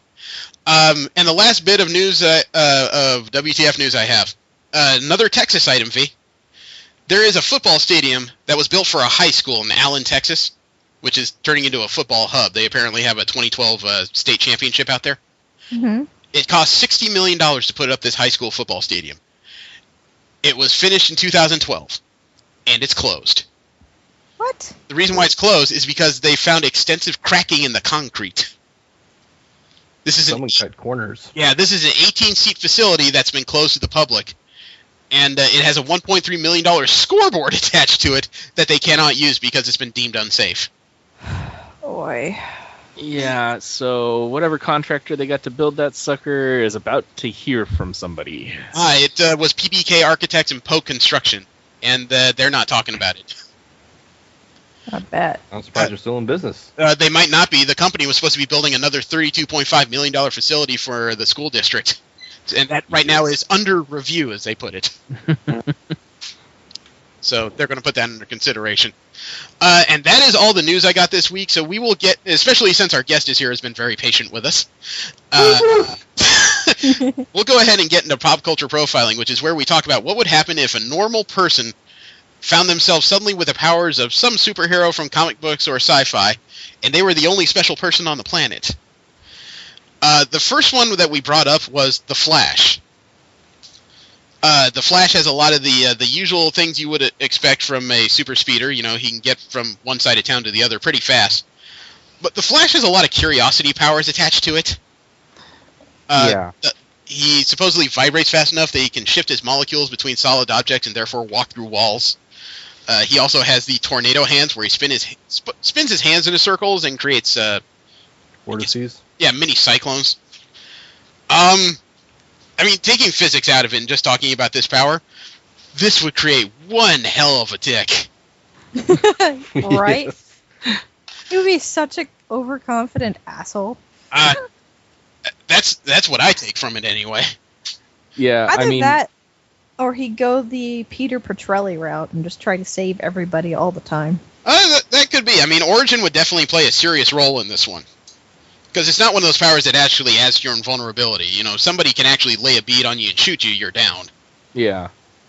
But it also always depends on, like, if it's not Barry, then, like, you know, is it just some random dude? It depends on what that person was like before they had the powers, or were they born with the powers? Like, it's kind of up to interpretation. We always talk about it under a subject of just a normal person with a normal upbringing. So, you know... Is there such a thing? I guess that's more subjective than I've laid it out. But I mean, even some powers we discussed before, we on the show have admitted, if we got our hands on those powers, we might not be the best of people all of a sudden. No, yeah, that's Superman, for instance. I don't see how that power set just leaves itself open for abuse. Well, let's stay a bit on task here, because the Flash has too many possibilities all of a sudden for things to go catastrophically wrong. I mean, myself, one of the things that comes to mind is the whole ability to vibrate yourself through solid objects. What would happen if someone lost their concentration halfway through the process? Yeah. All our brains just exploded. Hopefully he walks head first. Because I would almost be scared, you know, walking through a brick wall, and I guess my inner monologue would be keep shaking, keep shaking, keep shaking, keep shaking, keep shaking, keep shaking, keep shaking. And then did we just bring up the time thing? Like the... Oh, the ability to run through time? Yeah. Sal, you might know better than I would. I mean, he didn't always need that treadmill to travel through time, right? No, I don't think so. Have you guys seen Flashpoint? Yes. Oh, yeah, a couple of us did. I read the series, too. I thought the movie was much better than the comic. Yeah, yep, I was impressed. This one is a bit more cut and dry than I expected, because the Flash is just between the speed and the inability to catch it. How would you find this person? That's just the thing. I feel like if he didn't want to be found, then he wouldn't be. You know? So he could either be the greatest criminal or the greatest... Actually, they kind of explore that idea in the Injustice. How so? If you finish the story, there's a story in Injustice? Yeah, they came out with a bunch of comics. Any other fighting game. But basically, his evil world counterpart pretty much switched sides and just became a kind of a legend. So still trying to save people, but not making sure no one could catch him. No one could see him. He just become an urban folklore. Okay, so how did they find him? You don't find him, he finds you. He was this red flash, and the bad guy's gone. Okay. Okay, so they didn't have a way to find him. No. Yeah. You don't find him, he finds you. Oh, That's all right. yeah. I mean, he did have the higher caloric intake and his issues with clothing, so I suppose that could Wait, still... what? He if wasn't. he ran so fast, friction would tear off most normal clothing. That's why his armor is armor and whatnot. He wasn't a nudist, V. Calm down. Well, though it wouldn't really matter, and that could explain how he got his name.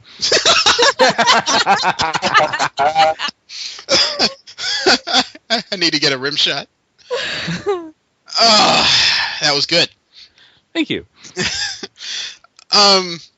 I guess without the super scientists behind you being able to create these costumes, you would have a hell of a clothing issue. You know, I guess probably once every hour something would go missing from like Macy's or frickin' Sears or something. Just the shoes alone. All of a sudden, there's an entire Reebok warehouse that's gone empty. Yeah, did you hear about that guy that started a Reebok franchise and closed it the same day? What the hell was that about? He becomes fashion conscious. At the same time, like, no one would realize you were naked if you were running that fast. Yeah. But hitting it like a fly or something like that would just be awful. Imagine Oh god, yeah. He has to have like a bubble around him to repel objects or something. There's no other way. Just the wind pressure of it, kind of blowing in the wind would be rather disastrous, I would think.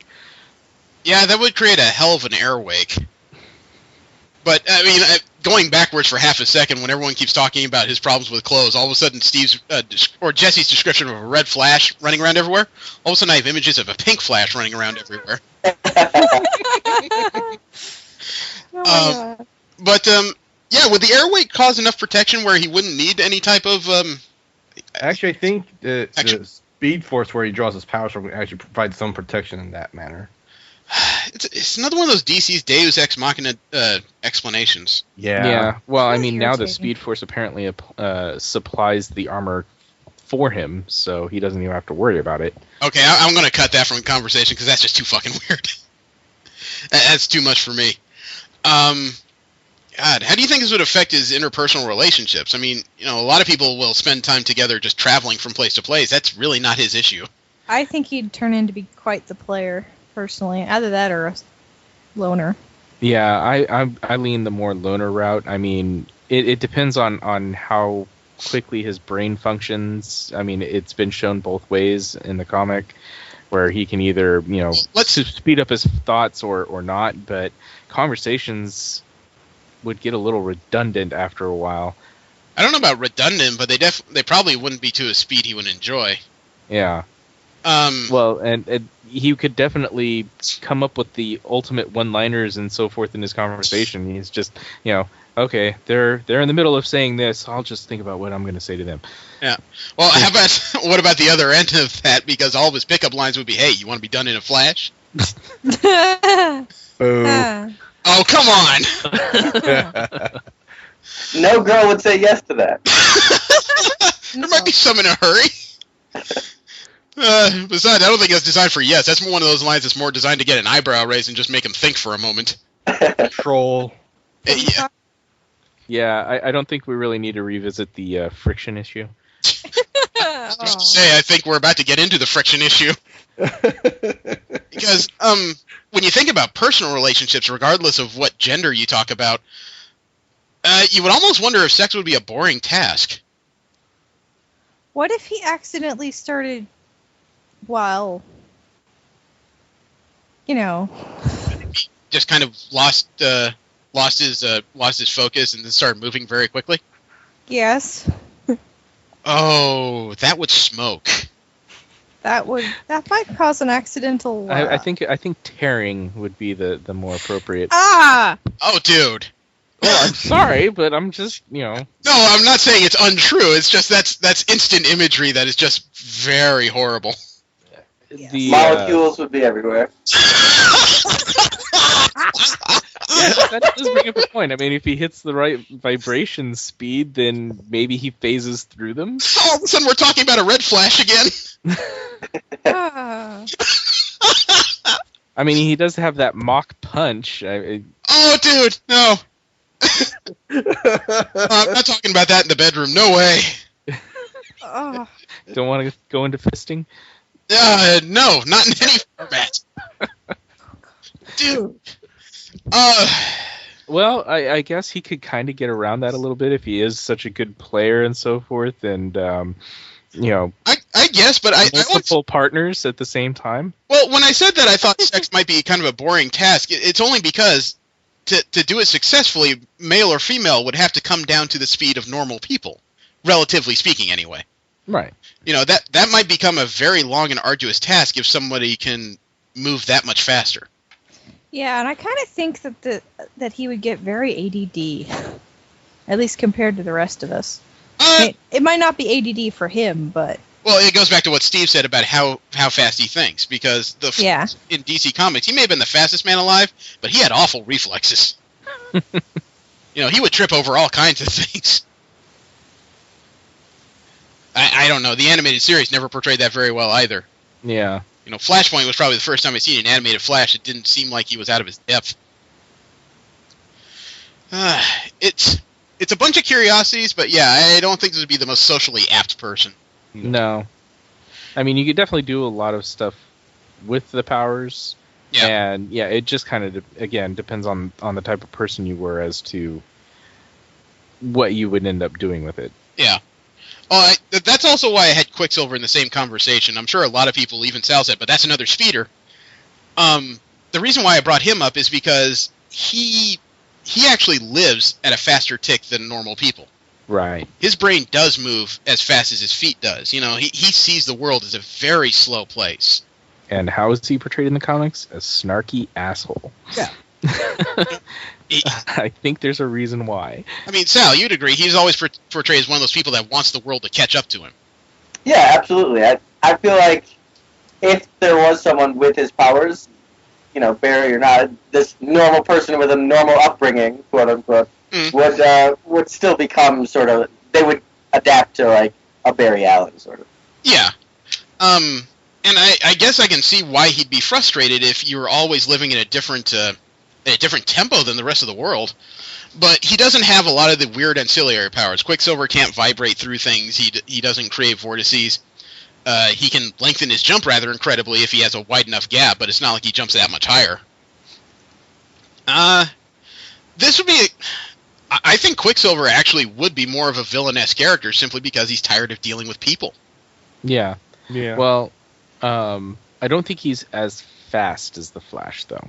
I don't know. I've never read what the measurements are on their supposed speed because it's always on the page. You can never tell. But I think just the fact that, he's always operating at that, faster pace mentally would... He'd probably feel like regular humans are beneath him. Yeah, that would just get really tiring really quickly. Yeah. I mean, if you think about it, that'd be one of those characters, if your brain moves that fast and you had those abilities, you'd be done with the book while a teacher's still talking. Yeah. I mean, the world would literally move in slow motion. Mm-hmm. You can even go to a decent rave, because all the lights would just be slow. I guess it depends on how good the drugs are. That's true. This person might turn to drug use just to cope. Actually, that's a good point, though. I mean, the serious amount of barbiturates, it might actually slow his synapses enough where he felt closer to everything, at least. Except and then you have a drunk super speeder fast. Oh, yeah, the metabolism would be a point, because, as he said, this is a fast metabolism. You'd have to take like an elephant's worth. Might have to get... Who can afford that? So there we go. Now he turns to a life of crime. You just can't get enough. This is awfully cyclical. Oh, well. It's almost sad at some points when you think about how this person would have to live life. Yeah. I tend to agree. Somebody with that kind of power set would almost turn to villainy simply out of sheer boredom. At least he'd be doing something with his day. I feel like if it's not boredom for any of these heroes that we're going to discuss, like, it would end up being something like Dr. Manhattan, where he's sort of like realizes, well, I'm the only one of my kind on this whole planet. Like, humans are, I care no more for this human than this rock over here. Like, they're the same to me. Yeah, and that's something we touch on every once in a while, too, is how other people would react to somebody like this. I mean, these speeder characters are a little easier to get along with because they're normal. They look human at the very least. Yeah. But he's not blue and naked. Well, that might help their chances at some points. There's all kinds of Smurfophiles out there. But these characters, unless they actually had a decent moral compass to begin with, it'd be very quickly turning into a case of I'm just doing stuff because it entertains me. Yeah, I mean, could you imagine just like, depending on the jackass type people, it just goes out and plays pranks on people all the time. Could you imagine that high-speed slap? Oh, man. Yeah. Might be missing teeth after that. Let's bounce on, because we have one here that's almost the opposite end of the spectrum compared to what we've been discussing, and that's multiple. The multiple man? Yeah, especially after reading the X-Force and everything, with all of his clones essentially developing... developing the little personality quirks and whatnot. Yeah. Sal, how much do you know about the multiple man? Not that much. I never got too much into him. Okay. Steve, you're verbose. Go ahead and explain it. Okay. Basically, kinetic force translates into multiple people. He can do it to himself just by punching the ground. Somebody else hits him. It doesn't really take a lot of kinetic energy. The more kinetic energy, the more clones you get. But I guess more recently, they started using him a little bit more, and X Factor, I would see it more as them trying to make his powers a little more unique, give it a little more of a flaw. He was having issues where his clones that he made would have some form of amped up personality trait. Yeah, a heightened personality trait. Maybe what he was feeling or what he was thinking at the time.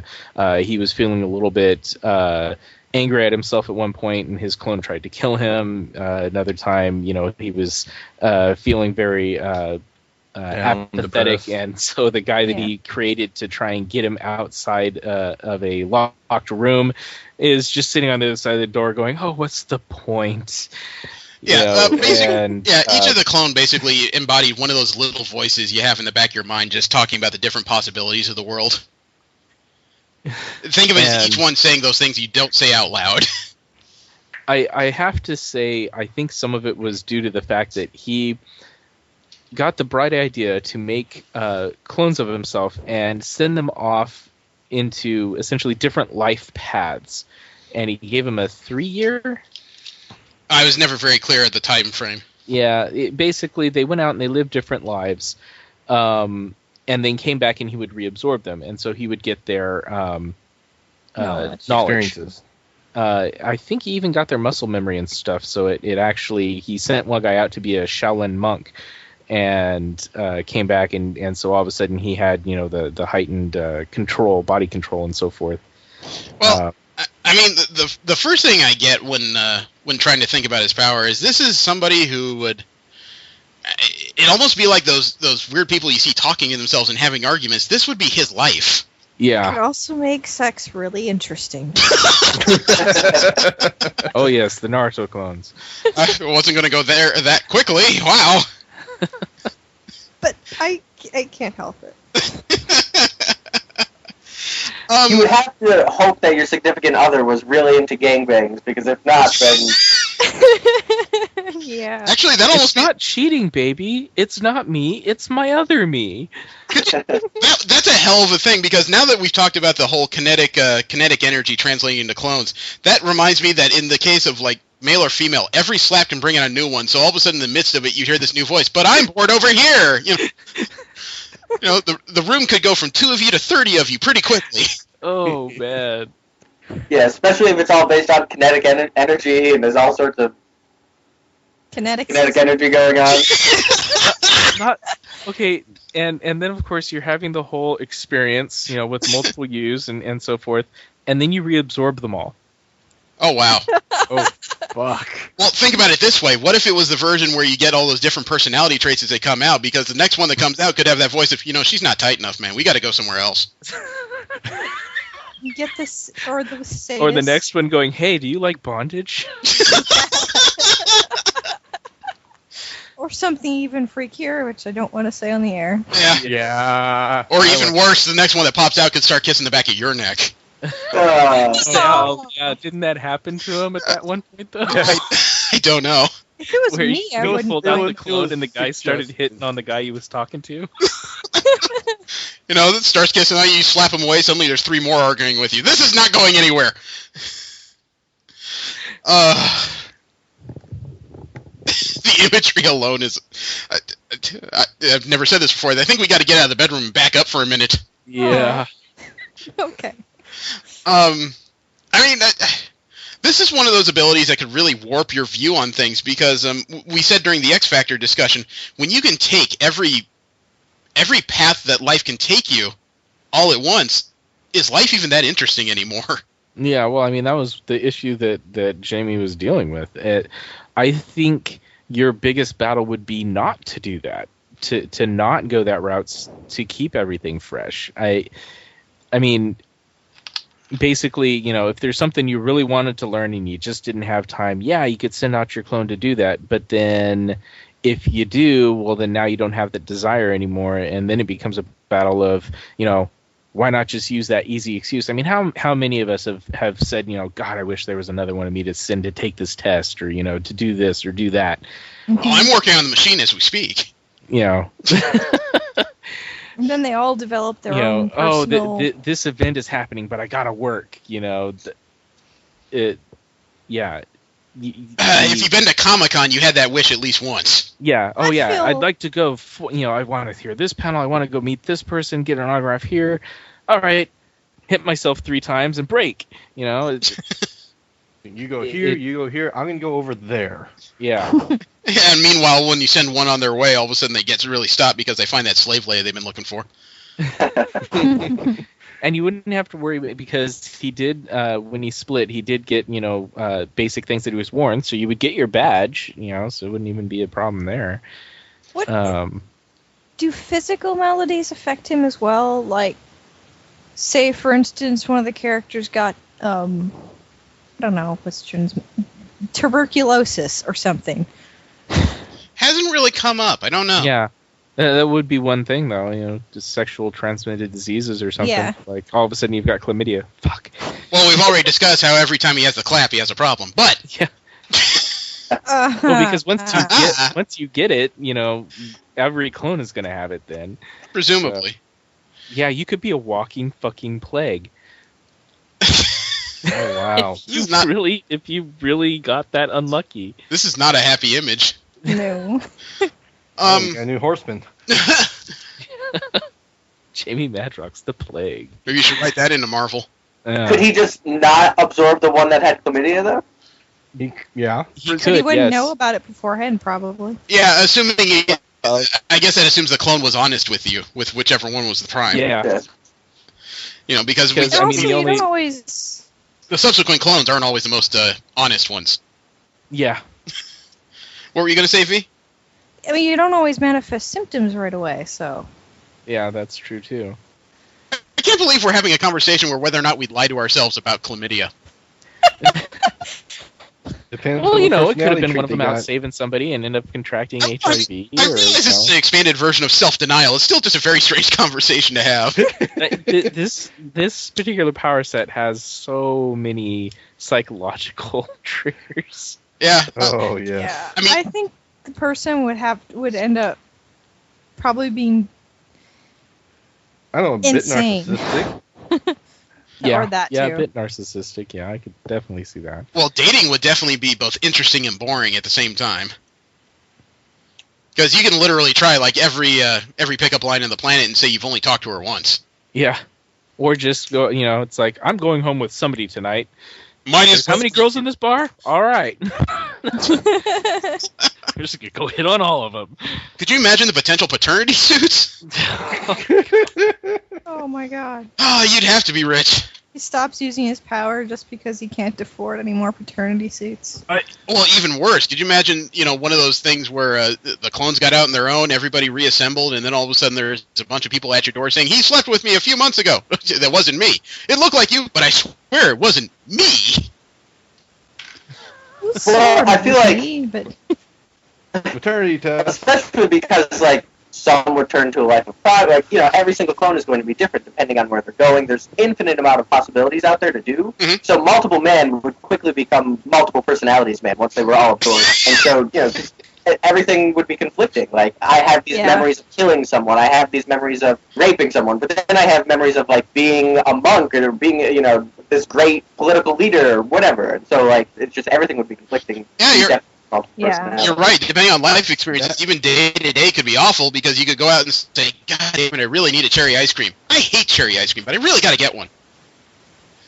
Simple things would. You're right. Simple things. I think they Pain in the touched upon that a little bit, in the Madrox mini.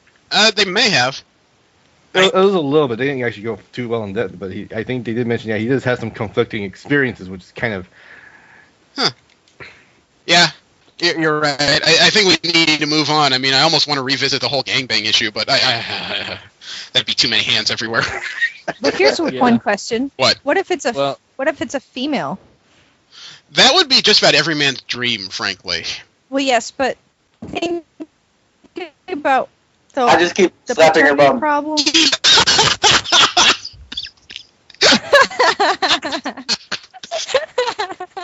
Just run a bar and just go with it. What happens if an alt becomes pregnant? Ooh, yeah. Whoa. I don't know. They did a little bit in X Factor. Jumping into the character for a moment, Jamie Madrox, he and one of his clones couldn't remember who slept with who one evening. And Siren ended up pregnant. And as soon as she gave birth, as soon as Madrox held the baby, he reabsorbed it. Oh, yeah. Oh, Turned out to be an instant clone. It was one of the most heart-wrenching moments I've ever read in comic books. Because he was literally scratching bloody lines into his chest trying to get that baby back. Oh, man.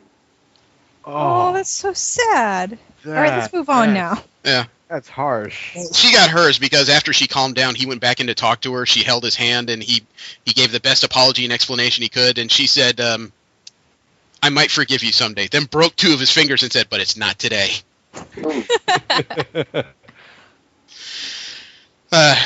move on from there because this is going to get depressing pretty quickly. Yeah. I can think of one other.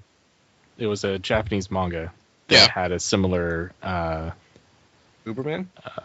It's Japanese manga, talking about clones having sex with people. I imagine that, yeah. No, not the sex. Oh. But basically that each clone went out and lived a different life. Mm-hmm. But it wasn't...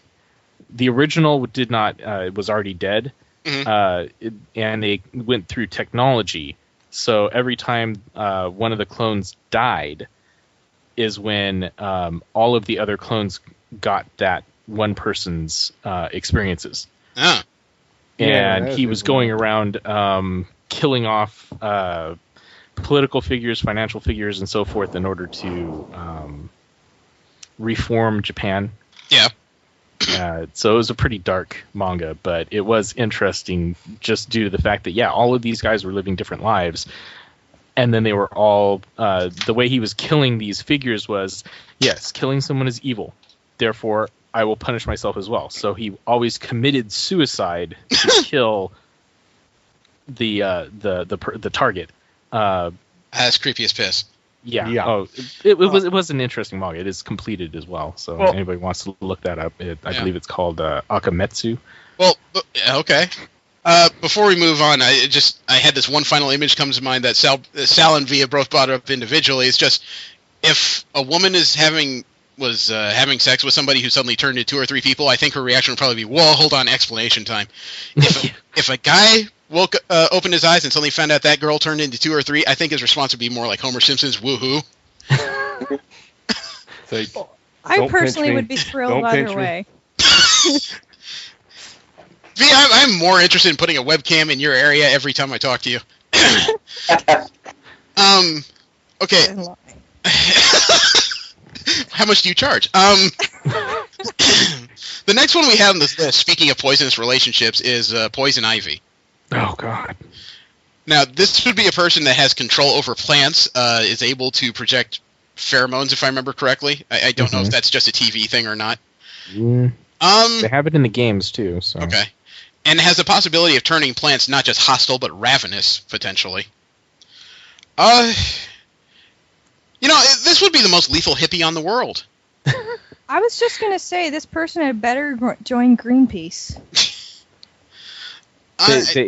They just start growing marijuana and poppy everywhere. Yeah, I mean, I can see some kind individuals that would figure out a way to positively change the planet. Grow green things where they haven't been for a while, or possibly able to move water. Solve the world's hunger issue. Yeah, I was going to say, solve hunger would be crops. top on the list. Yeah, I would think so. I mean, the only issue, though, is that this is one of those things that even people who are trying to intentionally do good could accidentally create mass havoc, because an argument with this person over where exactly a garden could go, you could end up with vines all throughout your house. Yeah, well, not to mention the fact that apparently, I mean, it seems, I don't know if it's, because all of Batman's villains have that psychological issue. Yes, they do. But how closely do you relate to the plants? I mean, is that part of her power, or is that just a psychological thing? I think she can actually directly communicate with them. I think they can actually send her information. Well, and I from what I've seen is like when plants are damaged, it's the Flash. Yeah. But she actually feels their pain and so forth. So, this is a person that would have control of all of these plants and everything, but yet you wouldn't want to live next to a forest, especially a logging forest, or so forth, because you're sitting there feeling everything get cut down all the time. Somebody's walking across the grass and you're feeling as if someone's crushing your body. I guess it turns into one of those questions, because even though they've made it clear that you're right, she seems to feel their pain, she communicates with them, it's never very clear at what degree. I don't know if the voices in her head are more like whispers. I don't know if the pain she feels are, like twinges of pain or like a cramp, or if it's actually feeling the pain of being cut in half. I don't know. Yeah. Well, especially if she'd be able to, like, we can sort of pick and choose what we look at. Maybe it's that kind of thing. Like, she'd be aware of the plants around her, but she'd only be really truly affected by what she'd be paying attention to. Yeah. I think it's a bit more excuse me. I think it's a bit more subconscious than that, because she's been depicted in comics and TV shows of being shocked by sudden waves of some sort of awareness or pain. Yeah, it definitely falls under ESP, extra sensory perception. She just has an extra sense that the rest of us don't, and it's tied to these plants. So in that case, it's like somebody comes up and flicks your ear. You weren't paying attention to your ear a moment ago. Now you are. I almost wonder if this would create mental issues, because somebody eating a garden salad could drive you insane. Yeah, it depends, I suppose. I mean, if it has to be a rooted living plant, or if the harvesting has already been done and they're just eating salad, yeah, it's somewhat disturbing to you, but at the same time, you're not feeling it at that point. Yeah. Sal, what were you going to say? Oh, I was just laughing.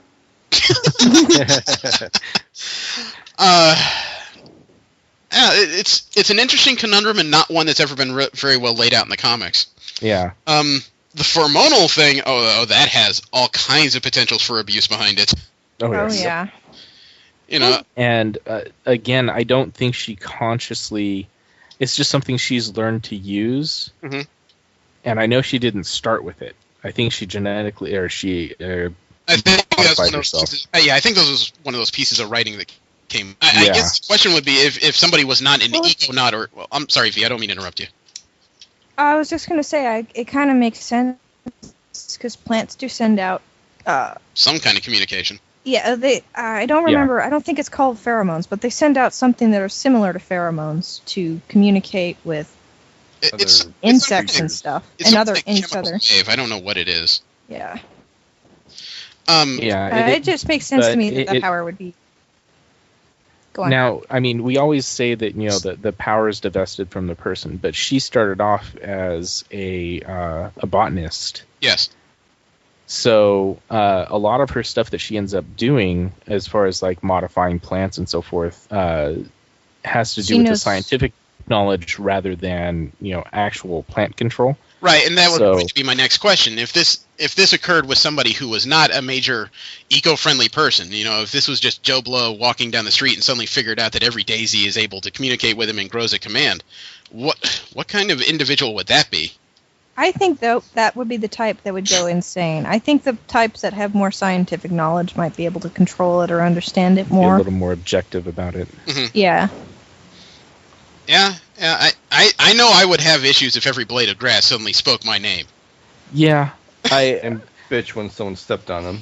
The other thing is, instead of, if it was really... You would finally be able to answer, Yeah. whether or not a tree falling in a forest made a sound. Or if that grass really is greener. This person might go emotionally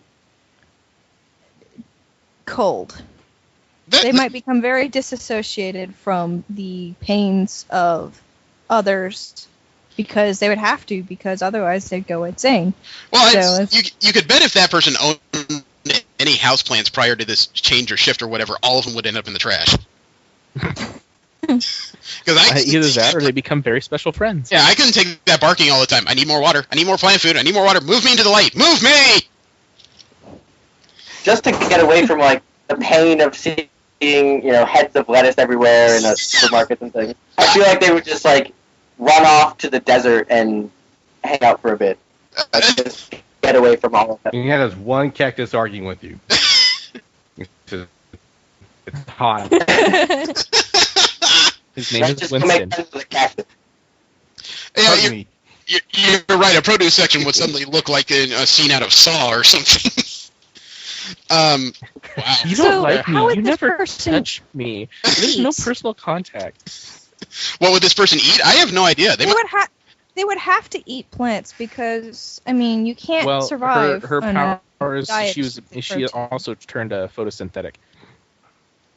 That's she had some very specific. That's cheating. Well, I would imagine whoever. Her biology changed. Basically, all she needed was water. Yeah, if the biology didn't change, That's if this power set would turn into one hell of a carnivore. At least meat wouldn't scream at you. Yeah, but you still have to eat. But would you care? Well, I guess. I guess it I depends. just have to say it as an addendum. Vegetarians, certain vegetarians, the type that are like, but animals are going to hurt them.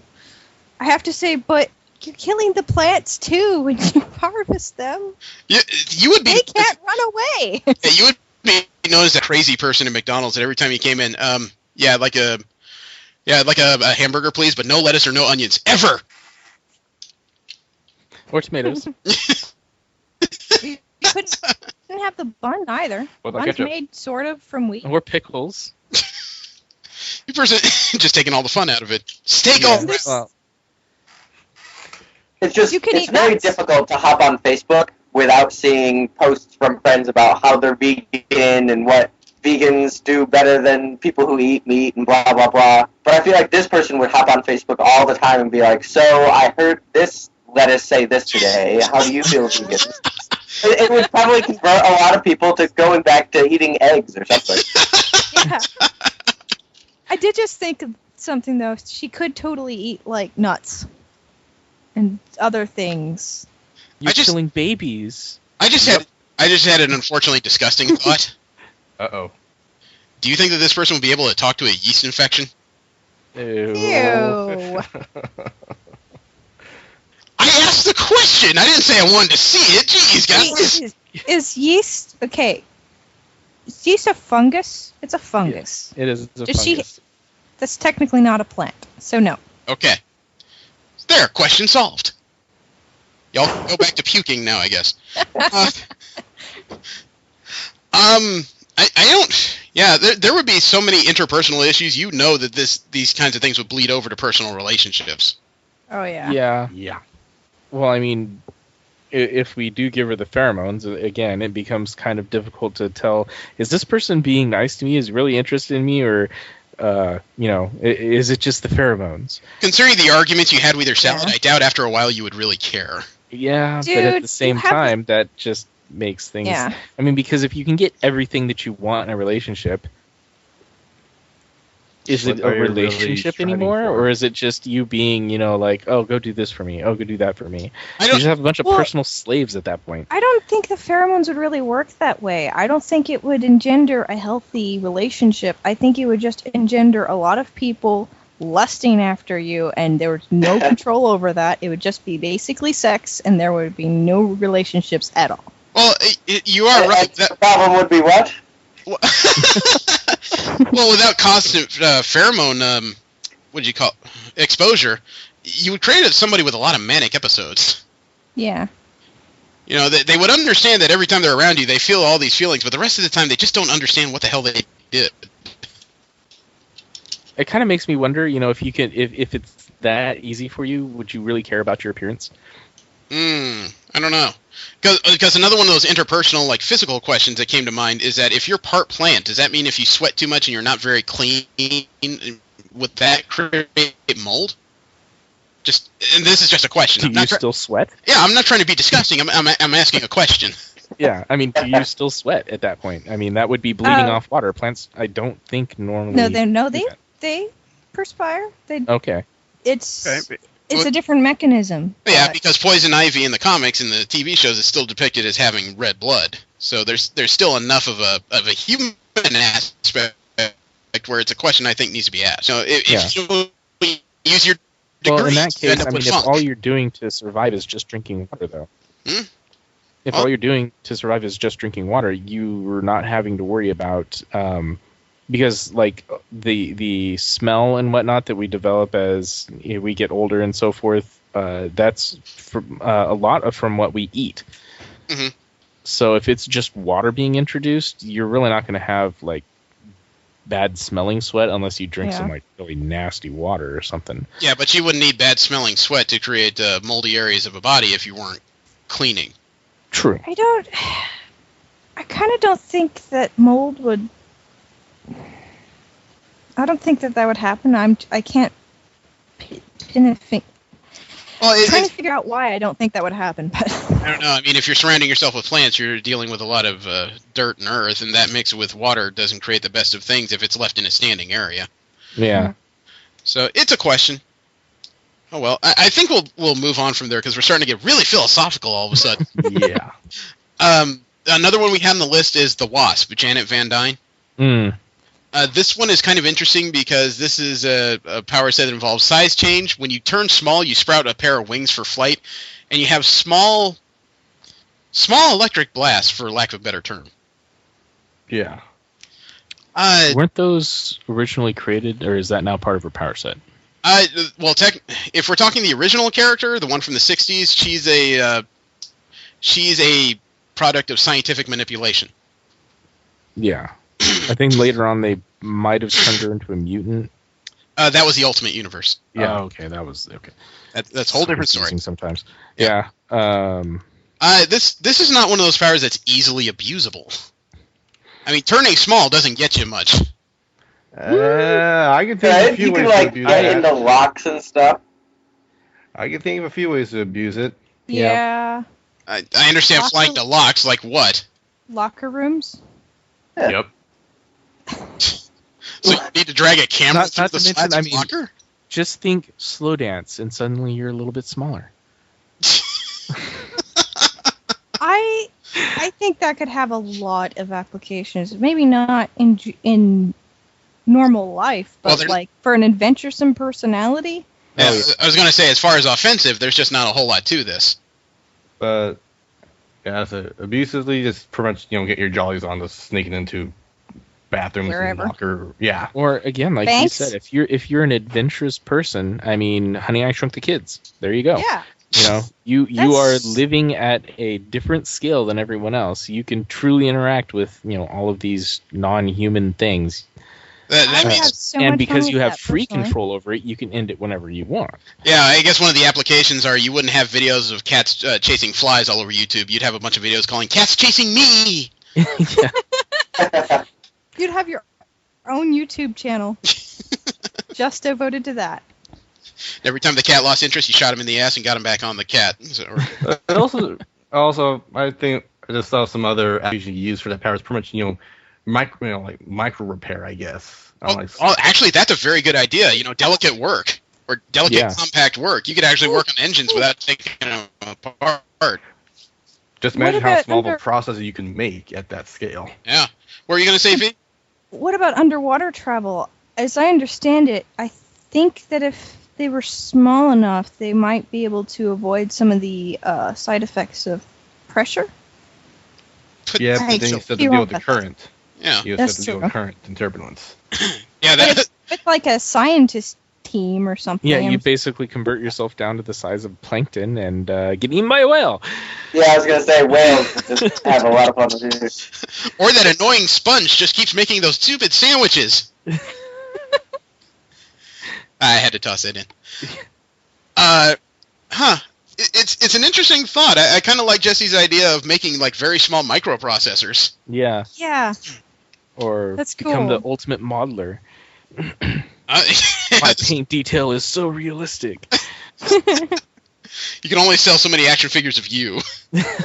I, One hell of a pinstripe. I don't know. It depends on what you're selling. So There's a couple I of think this fanboys. has Oh god. so a many YouTube channel and applications. Oh, you just yeah. market it to Japan. You are the real handmade May. This is getting so goddamn twisted. it's getting so goddamn awesome. Well, I mean, just the power set themselves has a few offensive applications, but not a lot. I mean, assuming somebody couldn't change stuff to go with them, it's not like you could steal a whole lot. Didn't she, or was that also in the Ultimate, where she actually retained her mass even though she shrank? So it was like, if she hit you, it actually felt like a person her size hit you? That's Ant-Man. Oh, that's Ant-Man. Okay. Well, Yeah.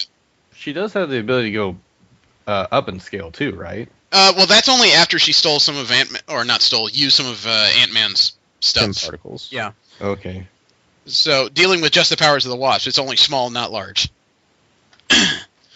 No, I like a lot of the applications we're coming up with. As far as men in the bedroom, this would not be helpful. No. Not in the In least. fact, I could think of few more terrifying things than a woman with this power shrinking. Oh. Ow. Let's just hope somebody would retain control, because if that's unconscious, that would be an embarrassing thing to go to the ER about. Oh god. Could you imagine going to the doctor, being stuck on a gurney, a woman on top of you with a blanket, and just said, "Look, doc, I don't know what happened. We started out, she was 5'4". I came here, she's 4'8", and this is hurting me." I heard something worse actually. A few months back. I'm scared to even ask what the hell that could be.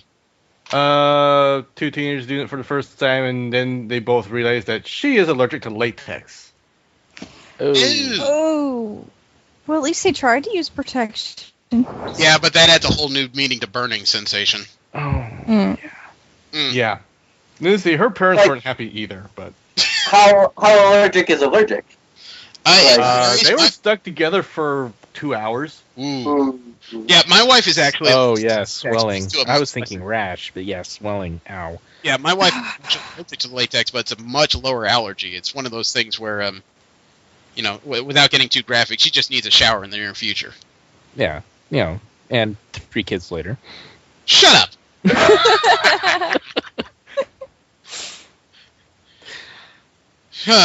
Sheepskin is expensive. Yeah, this is one of those things that doesn't change the bedroom, or I don't think this is even one of those powers that would change the individual a whole lot. It's one of those few where the powers wouldn't define the person. The person would define the use of the power. I really think it would truly make them a lot more adventurous, like I was saying, or at least that's what it would do to me. I would just go exploring everything. I am one of those people that as soon as I start enjoying myself, just turning small, having the wings flying around, is when suddenly I notice there's a gigantic raven behind me. But then you turn How big quickly again, and can then you shift? That's just the way my mojo works. It's just my life. You need a buddy so you don't get it. Yeah, I just wouldn't be that lucky. Because Steve would be the one just saying, well, I told you not to do that all the time. Let's move on to one that is damn near another polar opposite to what we were just talking about, and that's Nightcrawler. Oh, man. This one, people who are unaware, you're talking about a person who first is covered in small blue hairs, so they appear to be blue. Has a prehensile, not forked, but pointed tail. Two fingers on each hand and a thumb, 2 toes, and another toe sticking out the back of your heel. You can stick to walls. I don't think acrobatics is part of the deal. I think that's just training. Maybe a bit more agility than normal. And the ability to teleport in a puff of purple smoke that smells vaguely of brimstone. And he also does get a slight bit of... he can blend into shadows. Yeah, that's what I was trying to... he has a very devilish look about him. Yeah. He also has glowing yellow eyes. I don't mean that figuratively. I mean literally, he looks like a devil. Well, they don't glow, but they are. And pointed ears.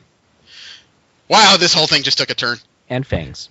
Okay, dude. So this guy would be heralded as the Antichrist. Yeah, religious persecution would be almost immediate and fervent. Yes. Yeah. No matter what kind of person is trying to do the talking. Whereas the wasp powers would not make the person, this group of physical appearances and abilities would make the person. This guy would be like a thief. He wouldn't just be a thief, he'd be the world's angriest atheist. I could see that. I could see it going the other direction too, where someone being put upon by persecution, especially if he had been someone that had been callous to persecution before, might suddenly decide to go start championing for other people in a similar situation. Yeah. I think it depends or just get after the people if that he was persecuted born him. or if he suddenly developed the powers. Yeah. Well, think about that from the other road. I mean, we always talk about this as average individuals or us. Could you imagine what would happen if a black guy suddenly woke up in this? He would have the shittiest week ever. Or life. Yeah. I mean, it's just all this stuff, people would just not respond to him well. At least in general. There would be those weird people probably at like convention who just said, I always wanted to sleep with an elf, who would just go crazy. But he couldn't type anymore. No, he really couldn't. It's not. You'd be the world's best hunt and pecker. Yeah, I don't know. I just always the 2 fingers are like the size of 2 fingers conjoined, though. I mean, you would literally be hitting multiple keys, every time you typed. What about the use of cell phones, though? Yeah, you would definitely be doing a lot of voice operated crap after that. Yeah. Man. Is the tail precise enough to? Yes, actually, he has extremely precise control over the tail. Yeah, and it's strong enough to hold you aloft, assuming you didn't eat too many burgers. But could he do the swipe maneuver on a smartphone with tail? Mm-hmm. Yeah. Yeah, he could. Actually, he could. he sword fights with it. So he could still type that way. I've often wondered about the navigation of these things because it's easy to imagine, when it's pointed in one direction, how forward and backwards would work. I always wondered if it would be frustrating when you're younger to have a prehensile extra appendage in the rear and try and figure out when is left, when is right. It'd almost be like dealing with a mirror the whole time.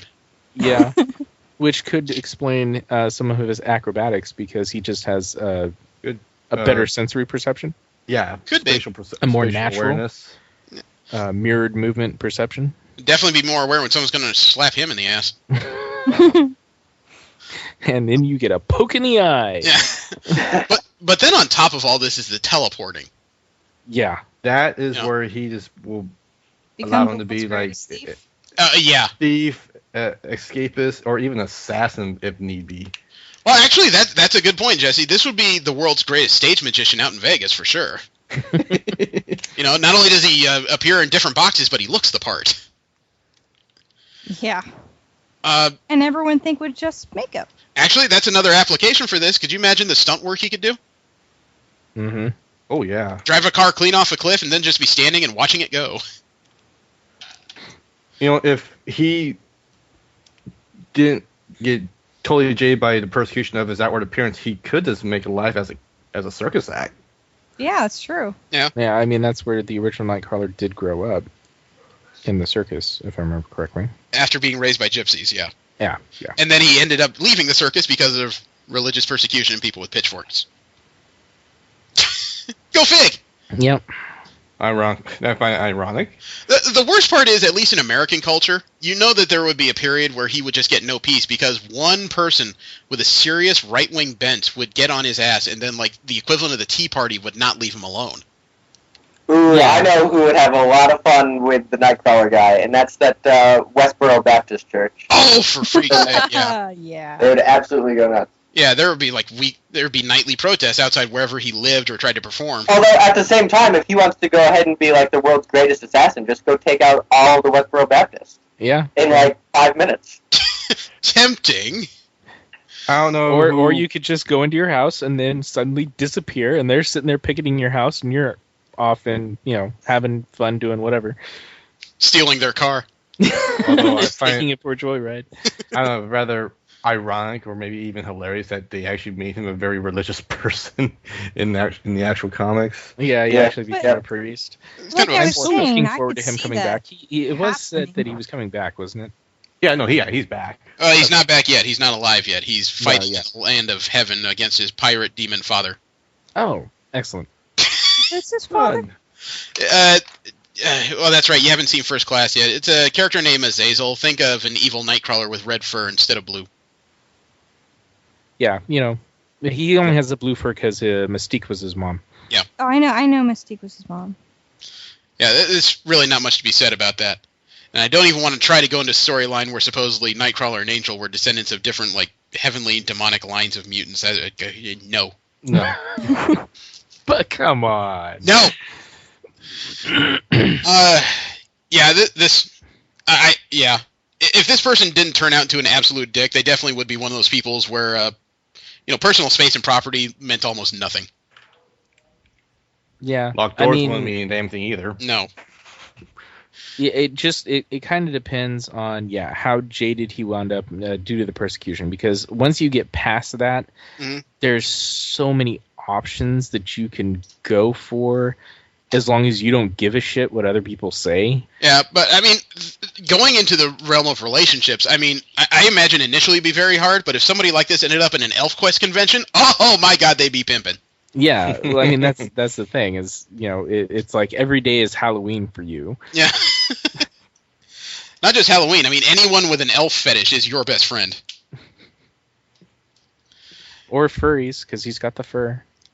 I always wondered what it would be like to try and grip someone's wrist with a hand like that, because it must feel like a couple of, like, stiff hot dogs are wrapping around your appendages. You?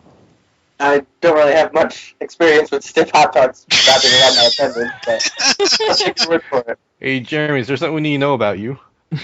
Yeah, my hot dogs are stale. No, it's just I try to imagine what it would be like to interact with somebody like that, male or female. I mean, you've seen the pictures of what his supposed daughter would look like, and I don't know. Because I can imagine the tail suddenly coming into play and then just kind of jumping out of the bed just freaked out. Yeah. Or titillated. No, I'd be freaked.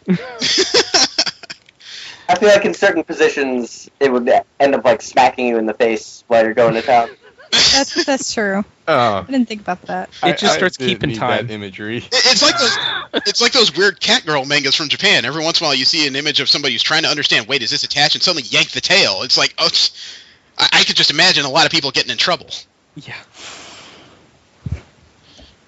And there's also a lot of people keep forgetting that blue all over him is hair. I don't know if I could get past the hair.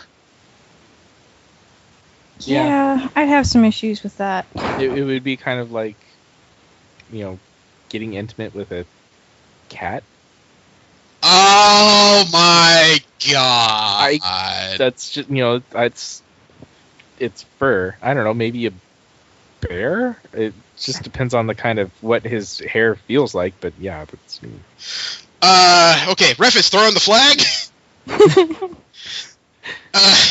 I couldn't even imagine. I mean, I guess it'd be one of those things that for this person, sex initially would be very difficult until you found one person, and there's always at least somebody that understands you probably better than you think they do, and then it would it would probably be one of the most mind-bending experiences of your life. But that would be the person. It'd be like Cameron from the Ferris Bueller movie. The first person you sleep with is the one you marry. Yeah. So, okay, we'll bounce from that into Electro. You know, all the promos for The Amazing Spider-Man 2 have made me rethink this character a bit. And we're talking about someone who has... What, they throw electric energy and occasionally are made up of electric energy. Yep. Holy fuck. I could instantly see where this is almost instantly supervillain of the year. Yeah. You know, I mean, someone like this could be very nice and actually boost the world energy supply, but, you know, I doubt even scientists would be that far thinking forward before they really just start fucking with someone's head. You know, well, I mean, you guys can weigh in. It's just, I'm just thinking about it. There's again, average Joe. Honestly, that's a lot of power. Yeah, there's not a whole lot of highly pragmatic usages for something of this nature.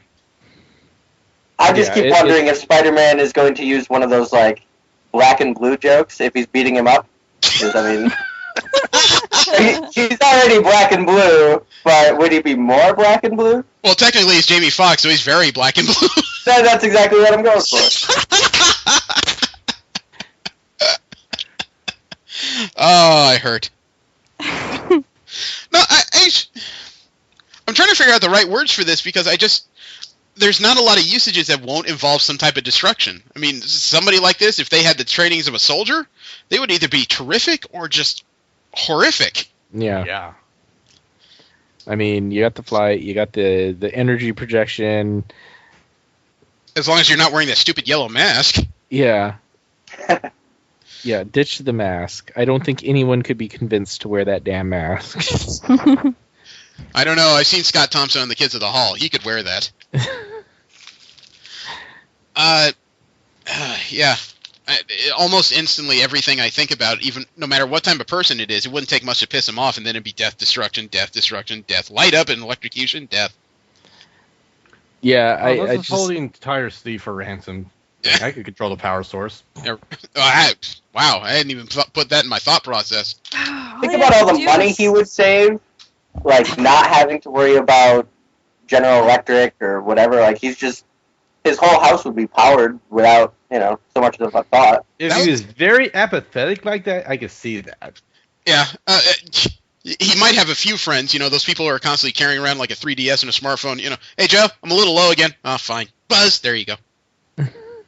Yeah, I think if that happened to any of my friends, that'd be exactly like how they've turned out. Also maybe a degree of knowledge of the subject of electricity might play into a factor. If they have some basic or even advanced understanding of it, they may be able to do some shit with it. Probably. Yeah, that's true. Probably. Could you imagine? I'm sure we're talking about the version that occasionally looks like a person, but could you imagine how this would affect a relationship? Like I don't know. Taking a bath might be a chancy subject. Oh, damn, yeah. And, wow. Well, just don't take a bath with your partner. I don't think you can take a bath, period. I mean... I was going to say, forget your partner, like taking a shower by yourself. I think... Getting caught in the rain. Yeah, you might be relegated to sponge baths for the rest of your life. But would that really... Right. If you're made of electricity, you can't electrocute yourself. This is true, but how much of you is electricity, and would that be expended? Yeah, you could technically be dispersed by the water. I just feel like this is one of those things in which I think you would have to be immune to your own power, or else you'd be born dead. Could very well be. Yeah. I mean, there's got to be some form of cohesion holding you together. I guess you would, in that case, that force is stronger than the water, or something of that nature. Because I mean, otherwise, how are you not dispersing into the air, or into the ground because you want to flow towards? Yeah. Yeah. I think the water itself will make your power skill be a lot less controllable. Mm-hmm. That's entirely possible. It does bring to mind, I mean, what would it feel like? I mean, you had the character in Image, Fuji, who had to live inside of a suit, but basically confided in his teammates that every time his molecules or atoms or whatever ended up hitting each other, he basically experienced a mini orgasm. What would the shower feel like on your body? Probably feel like a bunch of needles all over your head. Your sensory perception, if you were made of electricity, would be alien. Very much so. You would perceive people more as a group of electric synapses than you would as people. I would assume. Hmm. So then you have the dehumanizing effect. You don't see anyone else the same way. Yeah. Yeah, it'd be very frustrating. I mean, I tried to think about the physical aspect of relationships, and all I could imagine was somebody with a partner whose hair was constantly standing on end. Not for any frightening reasons, but just because, static electricity and friction and all that stuff. Yeah. You could get a little kinky with it. Actually, yeah. Hey, Lois, do you like it when I hook these battery clamps up to my nipples? Who needs battery clamps? I was just thinking of a parallel. It's just totally bizarre. Let's move on to the last one we had on the list, and that was Triage, one of the recent X-Men students. Yeah. Because in all of our discussions, we had not discussed a healer before. This is true. I'm not sure I was aware of anyone before him. There have been a couple, but he's easier to talk about right now. Triage is what it sounds like. He's a person that can either fully heal someone or bring someone back from a recent death. He has that level of ability. So it's I guess you could say it's forced massive cellular regeneration. This is one of those things where it's not the type of power that would create a person who's excessively bent, I would guess. But it is one of those things where I guess after you've done it a few times, you could start losing your perception of humanity and reality. Yeah. Although you could make a killing as a doctor. You could make a killing as a Pentecostal. I do feel like if the wrong people found out about his powers, though, like, they could definitely exploit him and be like, listen, we're going to, kill these people, and they're going to be way too far away from you to have you be able to fix it. So, like, if you don't do such and such. That's potential. I mean, there's also potential for the other kind of abuse with if somebody got inside this person's head and just started doing selective healing of individuals. We want them to live, we don't want them to live. Oh, the ultimate eugenics. Or it could be the alternate version where nobody should be able to heal anybody, and people start coming to try and hunt you down. Yeah, You would have to be, for everything to work out positive for the individual, they would have to be the type of person that's indiscriminate with how they use the power, and that's always difficult with human nature. Yeah. Even at our best, we try to have no discriminations, but we end up building them just out of life experiences. Yeah, and then you come upon the scene of, the cops shot, the robbers shot. One of them's going to die because you can't heal both at the same time. Which one are you going to do? Well, now you have to deal with the resentment of the person that you. Yeah, and the probable lawsuit that always seems to result. Yep. Man, I thought this would be a more joyous conversation. This has turned out to suck ass. Well, that's human nature. Yeah. I mean, when you have the power, he has not been shown to have any offensive capabilities, unlike what was the one that they had on X-Force? But I can think of a way to do it. Yeah, where he actually caused a brain tumor inside of the teleporter. Yeah, and so forth. So I mean, he could actually use his to harm, but Triage, so far, all he's done is healing. So. But if this person worked for someone who is particularly into torture... Oh, yeah. Yeah, well, you would get all the information you wanted, because that would never end. I mean, due to the fact that he has no real advanced way to protect himself, and they haven't said whether or not he can heal himself, or if he has some kind of healing factor, Hasn't come up yet. Yeah, they haven't explored that avenue, then you pretty much have to assume right now that no, it doesn't. And in which case, Yeah, this is a person with a lot of benefits to a lot of other people, but not so much for himself. Well, there would also be kind of a long-term issue that would need to be brought up, because if you can heal people at will, heal, I won't even talk about animals, but people, life might have less of a meaning overall if anybody you wanted you could protect very highly. Right. Although we also don't know if it has any effect on aging. So just the knowledge that, yes, you can keep, whatever group, as long as you're close to them, perfectly fine, even to the point of, like, they died in a car accident, and you're there, bam, you can bring them back to life even if they died. But eventually you're going to lose them to age. Yeah. That could really fuck with you. Yeah, that's true. Oh, well. I guess this one is much more cut and dry than I expected. Most of it has to do with the mental anguish. I mean, there's a few unanswered questions, but there's really not a whole lot of applications outside of actual healing. Right. Somebody like this could be a tremendous doctor, but outside that, you wouldn't really know. Yeah. It's not like that. Actually, to be honest, you won't even have to be a doctor. Yeah, and that doctor couldn't even answer any proper questions you have. What caused this? I don't know. Just don't do it. Or do it again and give me another paycheck. But I do wonder, though, if not the physical aspect of relationships, but the mental, how appealing that would be. Because, like I said, somebody like this, life might appear kind of differently if you could keep extending it at will. Well, the other side of this is he could just exploit himself, saying, "Well, I could do this. How much are you going to pay for it?" Yeah, true. That's what we call doctors now. Yeah. Well, I wrote in. Well, mine has a 100% success rate, and it doesn't even involve anything invasive. Well, except for this camera, I'm going to shove up your colon because it abuses me. Yeah. I have one other here that I wrote down as an audible, and it's the polar opposite of triage, and that's wither. I'm not familiar with that. Yeah. Wither was another X-Men character for a while, and his power was a death touch. Oh. Anything he encountered that was organic, he had no conscious control over it, and anything organic he touched would wither and die. He dressed in polyesters because they wouldn't wither.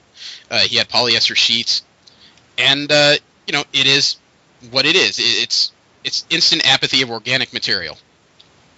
Or, not apathy, I'm sorry, atrophy. Yeah, atrophy, yeah. So. This might be a very disturbed person. Might be. Yeah, I'm not sure they'll be outright villain, but they might go a bit insane. I think it'd be very easy to go just batshit crazy. I honestly see almost no way to avoid it. I mean... Yeah, because you can't have a physical relationship with anybody. Not without a bit of material in between you and them.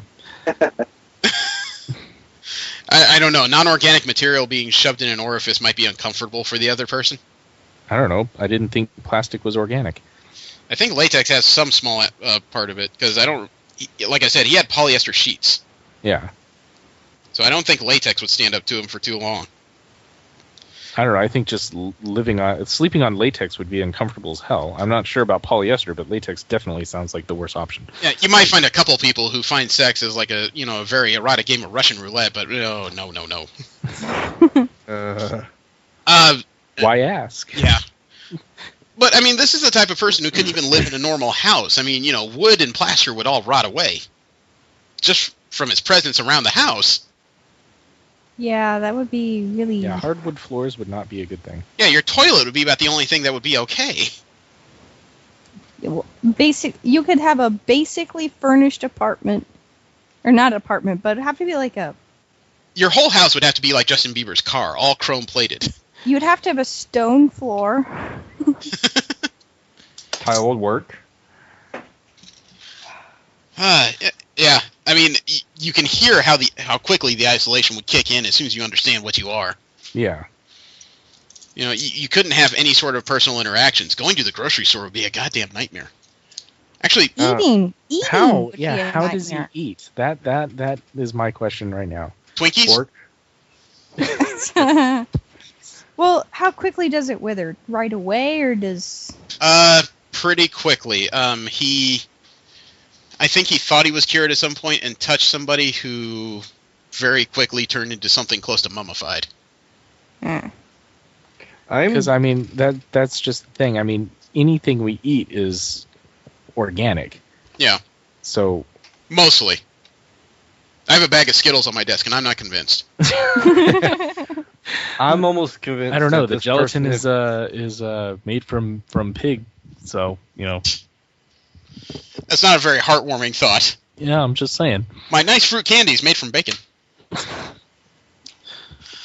But no, I was saying this. If his powers are that depressing, I'm not sure he might want to continue living if this is what it's going to be for the rest of his life. Well, there's an extra kind of hell added to that, because although he could obviously kill somebody almost instantly, it's not like he's at all bulletproof. Yeah. Somebody else, an accident happens and somebody decides, nope, he doesn't deserve to live. Yeah. I think this person would probably either commit suicide or go Emo? seriously sociopathic. Yeah. He'd be very emo. He would be picked up by some secret organization and used as a weapon of mass destruction. Brainwashed, probably. Well, I mean, he would almost be the kind of person you want to use as an assassin if you could control him, because he would be almost untraceable as a weapon. That's true. Yeah. Well, until everyone became familiar with the signs. Yeah. Until Mulder and Scully got involved. Well, obviously they might be looking for somebody that keeps popping up on pictures, but they'd never figure out how he did it. Instant mummification, at the very least, is questionable. I mean, it's possible, but at the same time, somebody would have to be aware of what he is to figure out how he's killing people. Yeah, but after you kill enough people, the question becomes less of how and more of just kill him. Oh, that's true. I mean, once you've identified him, you just have to find him. And, The reasons of how don't matter. Yeah. If you're really that worried about it, a sniper rifle is okay. Yeah. I know this one was very quick and cut and dry. I just had to bring it up because it was very different compared to the others. All right, so that's about all we got. I spent a little time thinking about next week, and considering that there's a new Preacher TV series in the works, that maybe it's time we looked into Preacher. Okay. I have actually read that, so... Do you know Preacher, Sal? Preacher is the comic, this is going to sound really lame, but it's the comic that I always remember because I'm obsessed with Predator, and Preacher would be right next to Predator in the comic book store. So I always get really excited and be like, oh my god, a new Predator comic, and then I would grab it, oh no, it's Preacher. I like that story, actually. Reminds me of shopping a cop a comic. Yeah. Well, yeah, we found out a couple weeks ago that somebody's writing a pilot based on the comic series. It's very likely to end up on FX. And while we're aware of it, none of us have actually read it outside V, so it's probably time that we read it and see what it's about. It's so weird that I've read that. None of you have. It had to happen sooner or later. I'd really rather a Why the Last Man TV series. I'm aware of the title, but I don't think I've ever read that. What's that about? Oh, it's so good. Yorick Brown, he's the coolest comic book character ever.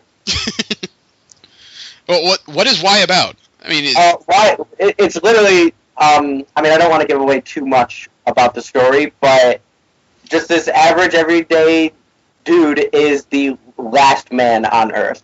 So there are all these females all over the world. Now, of course, you're thinking like, oh, well, that just means a lot of sex for one dude, but it's way more hardcore than that. Like there are a lot of periods for one dude too. Yeah, a lot of religious nuts out there thinking, well, men were the scourge of the world anyway, so we should kill him. And then others are like, well, we need him, and so they try to clone him and blah blah blah. But oh my god, it's so good. Oh, it's very different from what I thought it was. Sounds interesting, yeah. Before he went all nuts, Shia LaBeouf was rumored to play Yorick. Wow. He's nuts now? When did Shia that LaBeouf, happen? yeah, he's gone crazy. Huh. He's wearing a bag on his head that says "I'm not famous." Yeah. Well, yeah, that was one appearance from what I understand. No, he has an entire art exhibit down there that is him wearing that bag on his head, and all you do is pick up like tweets that were written about him from a bowl and read them to him. Huh. I'm dead serious. It got to the point that it was so weird, there was a line around the corner of people waiting to do this, and somebody actually lifted off the bag. He didn't interfere. They took his picture and proved it's actually him.